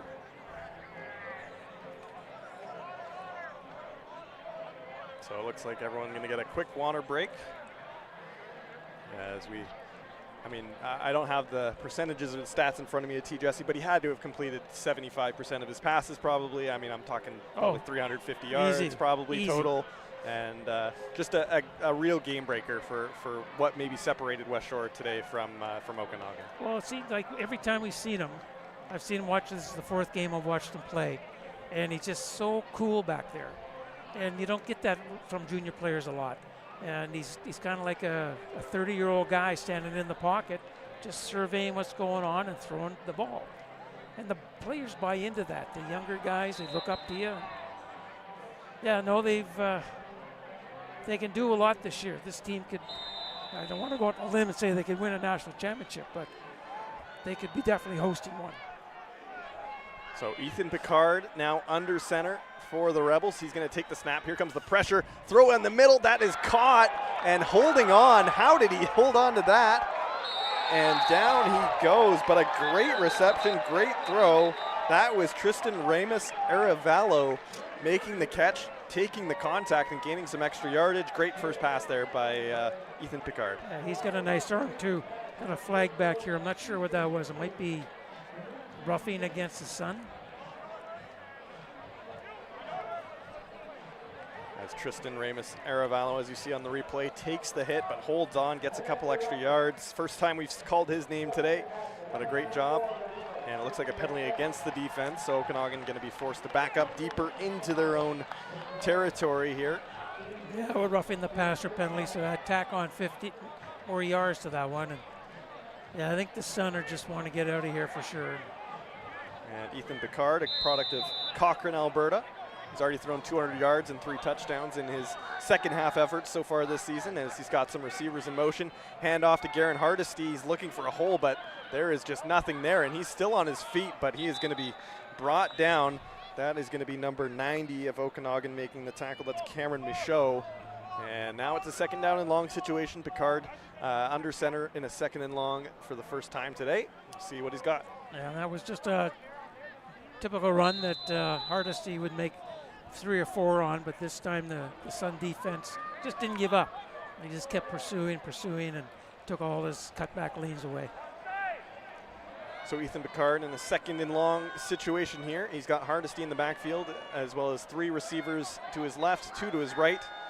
And he's got the receivers in motion, takes the snap. Uh-oh, he drops the ball. He's going to have to take it himself now, and he's going to get himself 3, maybe 4 yards, and that's going to bring out the special teams unit, I would believe, on this 3rd down to see if they can kick a field goal and break 50 on the Okanagan Sun. Which we didn't think we were going to say today. That's something that the Sun never hear. 50 points against us. So Marcus Jones, who has been successful in all of his kicks, mind you, he had a blocked punt, I believe, or a blocked extra point. Yes. However, every time he's gotten the ball off, he's been successful. He's kicked 1 field goal to start the game on the first drive, and looks like he's got about a 25-yarder here with Picard holding for him. Here comes the snap. Kick is up and nearly blocked, and it is still good as the Westshore Rebels do break 50. As Marcus Jones looked like it might have been deflected, but still goes through the uprights. And that's just one you count off to luck maybe, and the Rebels continue to pile on their lead. Well, I thought there might have been 52 points total in the game, not against the Sun. It's definitely foreign territory. They, maybe way back when they first started in the early 80s. It might have been on the end of scores like that, but not since. There's no way. So Okanagan opting to take the ball at the 35-yard line. As the Westshore defense looks very confused on the field here as they're trying to get their play out. It looks like a backup quarterback is now in for Okanagan. That is Adam Rocha. And nice tackle, Riley Burfello, as he has Isaiah Halliburton tied up. As Adam Rocha's first pass of the game is a completion for 3, maybe 4 yards, and looks like maybe a few words being given to and from there off of that tackle. Yeah, flag down as well. Not sure who that is against. So we'll wait and see where this is sorted out. But it looks like a lot of meetings on the Westshore sideline, probably to just rein it in here, run out the clock, and get out of here without any extracurricular activities, if I had to guess. Too many men against the Rebels. Yeah, you got to make sure you don't do anything silly now. You're feeling good about yourself. Don't yapping or get in somebody's face, because you don't want to get ejected, because the league this year is coming down hard on anybody that's ejected from a game. So you don't want to miss the next game because you said something. So Rocha in the pocket, got lots of time. Pressure is coming though. Here it comes, and down he goes. Great tackle made down in the backfield. That's number 62 of the Rebels. That's Manny Fotiu. And Okanagan forced to go back as Rocha just waited way too long in the pocket. Nobody open, and that's what happens. Oh yeah, and he just good pursuit, good every determination by the defensive line to continue to pursue, because the downfield, like you said, there was nobody open. So here we go. It's a 2nd down and about 20, and Rocha in the pocket, collapsing, going to throw deep. This one is catchable, and it is caught. Nice catch there by Colby Mileto, and seemed like it was a doomed play, but they're going to move the chains here on this big 2nd down play, and nice pass there by Rocha to keep the chains moving. Well, it's funny because I thought for sure the Rebel guy didn't get the number, was in the coverage there, but he was waiting for it to come down, and Mileto went up to get it. That was the difference. So here we go. Number 2, Bryce Ruther. Lindsay. So here's Rocha in the pocket, fakes the handoff, looking downfield. Here's a deep ball. 2 Rebels defenders are there and nearly intercepted, as that's number 25, Ignacio Solorzano, breaking that play up, and it brings up 2nd down. And it looks like an injury timeout as Cody McMahon is slow to get up. So we'll take a quick water break, but watch that throw on the replay. If you're Okanagan, why not go for it? Oh, absolutely. And it was a good pass. It's just that the coverage was much better. So Cody McMahon going to get some water. Looks like just maybe some dehydration, some cramping. It's been a long game for a lot of these players. Sun is still beaming down. It's still about 25, 26 degrees out here as the heat hasn't let down much. And we're getting into the final minutes of this ball game, which, again, we did not expect to be televising a 52-16 game between two of these top teams. But Westshore, again, have just been precise is probably the word, I mean, on offense, and just taking advantage of some uncharacteristic mistakes by Okanagan, and that's how we got here. Yeah, and you got to hats off to the Rebel coaching staff for keeping the players maintained on the game plan and getting them to believe in it, because end of the day, when you look at the score, you've done something right. So here we go, 2nd and 10 for Okanagan. They're on the Westshore 45-yard line. Roca under center, and pocket collapsing, and he's gonna scramble and breaks a tackle, and Praise Odegun is the one to get there. Is a good run there by Roca, gains about 9, and it's gonna be awfully close for an Okanagan first down. Yeah, it looks like he's about a yard shy. Yeah, Roca just took off there, and wanted to throw the football, obviously, but good coverage downfield, so he just pulled it down and picked up 9. Here we're in the last 3 minutes of the game now. So we'll wait and see as the referees quickly come together. 2nd down is being signaled, so it's a 2nd down and short. And it looks like it could be a QB sneak play coming here, as Roca under center going to take it himself, and it looks like he's got more than enough yardage. As the QB sneak play works to perfection, and that's going to renew the downs here for Okanagan. Yeah, again, just your typical quarterback sneak, get what you can get the first down, which is important. Because you're not in this game at all, so you might as well just do what you can do. Get into the end zone, feel good about it, have something to talk about on the trip home. So Roca going to spread out the offense here. He's got 4 receivers to the left, 1 to the right, and under center takes a snap and fakes the handoff, throws off to the right. That is Colby Mileto, and he is met there by number 25. That's Ignacio Solorzano making the tackle. Nowhere to go, and that brings up a 2nd and long. Very good tackle on that one there. He got down low, got on the hip, grabbed the legs, and put him on the ground. Because you're not going to go any farther. Because Mileto's pretty good at breaking tackles, getting upfield, but not in this tackle here. Beautiful tackle. So here's a 2nd and long on the Westshore's 32-yard line. Roca done a good job since coming into the game here for Liam Kruger. As Roca pocket collapsing, here comes the pressure. It's a deep throw, and that one is going to be incomplete, as DeMar Honstein was a heat-seeking missile coming in for the tackle there, and Roca forced to just get rid of it. Yeah, it kind of surprised him that the Rebels brought some heat that time, and Roca wanted to keep his eyes to the left, but just too much pressure coming from his backside and right side that he had to throw it without really getting set for it. So 3rd down, and it looks like Okanagan going to go for it here. They've got 7 yards to go. We're just under 2 minutes remaining in this ball game. And here's a big play to see if the Okanagan Sun can keep this drive going. They got 7 yards to go. Roca got lots of receivers, empty backfield, and he's going to step out. Oh, a bit of a fake play here, running up the middle, and it looks like that is going to be a 1st down and then some, as a great play call there by Okanagan. That's Connor Bjorgen taking the ball on the flip off, and that's going to be an Okanagan 1st down. Yeah, similar. They did that to Weiberg early and I think it was in the 2nd quarter. They had a nice gain on it, and why not? It works for you. Do it again. You know, it's also an opportunity. Coaches realize it's over, and it gives you a chance to work on some things against live fire. And it's really important. So renewal of downs here at the Westshore 20-yard line. Roca with a good drive going here. He's going to hand it off here once again to Bjorgen. He's got some open space, and he rumbles in for the touchdown, as Connor Bjorgen taking the handoff, going right up the middle. And the Okanagan Sun at least are going to put 1 more major on the board before heading back into the Okanagan.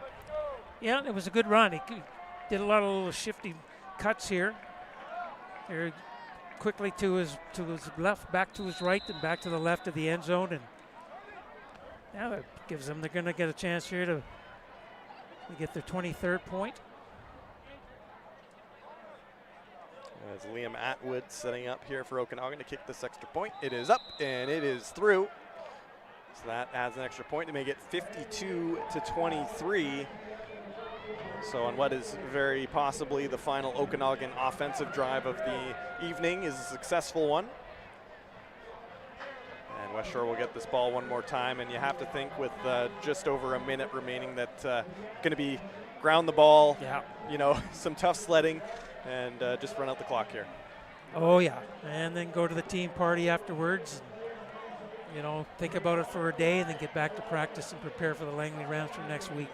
The Okanagan Sun, I believe they got the bye next week, which they're probably not too pumped about because they lost last week's game, but give you a chance to work on things, talk about this game, and then focus on your next. So kicking it off for Okanagan is going to be Marcus Burden, as they're going to kick it off, and it's Malik Gagne-Smith and Chris McClarty in the backfield here for Westshore to return this kick. And Burden kicks this one. It's a bit of a line drive kick. Malik Gagne-Smith, good hands to pick that one up. He's going to try his luck down the right sideline, but not going to have much to speak of as Isaac Matidi is going to make that tackle. And look out, there's a little bit of pushing and shoving down the sideline there as Malik Gagne-Smith. That's where you got to be careful. It's this type of thing that leads to silly game ejections. So it looks like cooler heads will prevail. As we see on the replay, good hands here by Malik Gagne-Smith to pick up that ball and rush to the out of bounds. Not the first time that Malik's been thrown out of bounds in that direction. So yeah, just some extracurricular activities, looks like it, and some pushing and shoving. Yeah. But, and looks like maybe a delay a game penalty here as flags fly before anyone's even set up. So we'll have to wait and see what happens here. Too many men on the Rebels. Too many guys in the huddle. 1, 2, 3, 4, 5, 6, 7, 8, 9, 10. 11. Either way, it looks like a penalty on Westshore as they'll back it up.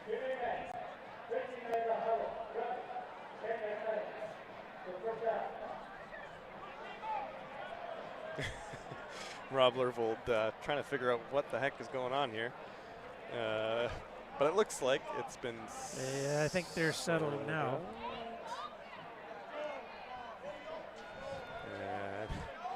Westshore sidelines preaching to stay focused here and run out this last minute. As Picard takes the snap, hands it off to Malik Gagne-Smith, and he's met there by number 27. That's Alex Pitroff making the tackle for Okanagan. That's going to bring up second down. And it looks like the clock hasn't started running again. Yeah, there we're on the whistle, yep. So Westshore going to buy some more time here to run off the clock as we're into the final minute here of the fourth quarter. Well, this moves the Sun back in a tie with the Huskers. They're ahead of them in the standings based on the win they had over them. But with the Rebels now 4-0, Sun 3-1, Valley 3-1. It was 14-0 for Langley over Kamloops at halftime. So that'll move Langley into 2 wins and a loss right in the mix. And Kamloops hasn't won. I'm not sure what the score is up in Nanaimo with Prince George up there, but that'll be an interesting game. And on that last play, Ethan Picard just keeping it himself, looking for a hole, didn't find one, so the special teams unit back out on the field. 39 seconds left in this ball game. But there's a lot of football to be played. There's still 6 games to be played by the Rebels and the Sun, and on the Rebels, the best part of it is this is the only game between these two, so when it comes to head-to-head, they've won that part of it handily.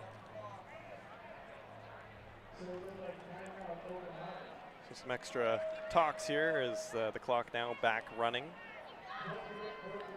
And it's going to be Marcus Jones, the kicker, to punt this one away for Westshore.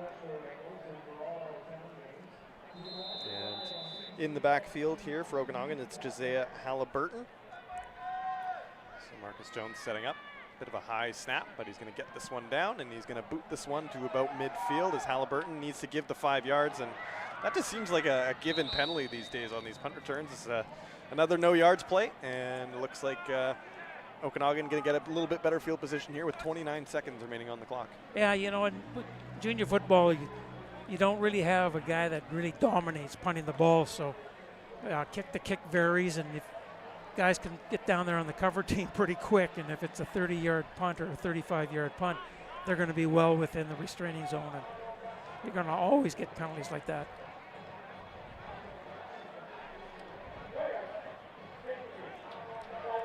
So that's going to back up Westshore another 15 yards.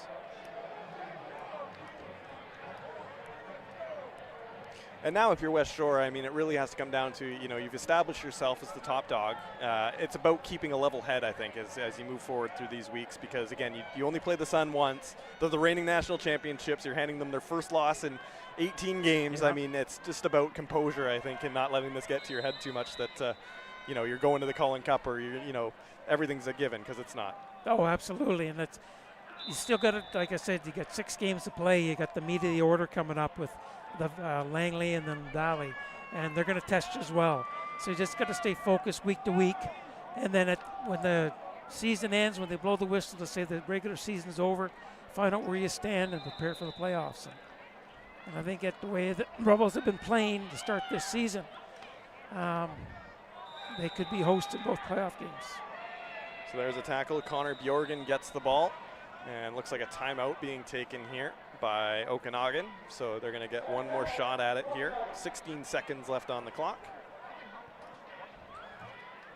As Bjorgen just met DeMar Hohenstein, who's been a real all-star for the Rebels on the defensive side of the ball and on the special team side, making the tackle there. It sure is. It's not often you get somebody back-to-back players of the week at 2 different places, and it's like T. Jesse, the year he's starting off to have, he could become the first junior player to win the Peter Della Riva Outstanding Offensive Player of the Year award back-to-back, which would be a phenomenal feat. So we're just about done through this timeout here. So Okanagan breaks out of the huddle. They've got a second down situation in about 5 or 6 yards here. Yeah. A little bit closer. Give it 4 or 5 yards here on second down, as Roca going to be under center. He's got lots of receivers as they spread the field. Takes the snap. Roca looking to his right. He's going to throw a bullet pass, and it is incomplete, as Colby Mileto is the intended receiver, and that's going to bring up third down. And it looks like they're going to try and kick maybe a field goal here. No, that was third down. That was third down. I thought it was second down. That was a turnover on downs. Thank you. Yep, the ball team on the other side of the field was a little behind on it, so that's a turnover on downs, and Westshore probably just going to kneel this one down and start the celebration of overcoming a major obstacle for this program, as they've more than once been handed their lunch by this Okanagan Sun team, especially in important games, and this is going to be a huge moment for this Westshore Rebels program to overcome one of their biggest enemies and get a win over a reigning national champion, which we haven't said here in a long time. Oh, absolutely, and last time the Rebels won here was I got it here somewhere. Last home win was on October 20th, 2019. But overall, the Rebels played the Sun 29 times here. This is the 30th game, and this is the 6th win, and they've lost 22. So not a lot of success against the Okanagan Sun, but it's all about today. So there you have it. It is a statement win by the Westshore Rebels as they dethrone the national champions by putting up 52 points, and the Westshore Rebels stand atop the BCFC with a dominant 52-23 win. It's amazed. I didn't think it would be this score like this, but no, very, very pleased for the Rebel organization to get this win. The Sun, they licked their wounds, and they'll be ready to go next time they play. But for the Rebels, now it's all in their hands. Prepare for the next game, prepare hard, stay focused, and get an opportunity to roll the table. So there you have it. Alongside Paul Short, I am Tyler Bennett. Thank you so much for tuning into this game and what was a unexpected rout. But the Westshore Rebels now stand alone atop the BCFC standings with a defiant 52-23 win over the reigning national champion Okanagan Sun. Paul, thanks so much for joining me in the booth, and thank you everyone who tuned in. Thank you to the Roll Focus team who produced today's game, and we'll see you next week when Westshore into Langley to take on the Rams. But a defiant win and a huge moment for this Rebels program. Thanks for tuning in. We'll see you next week.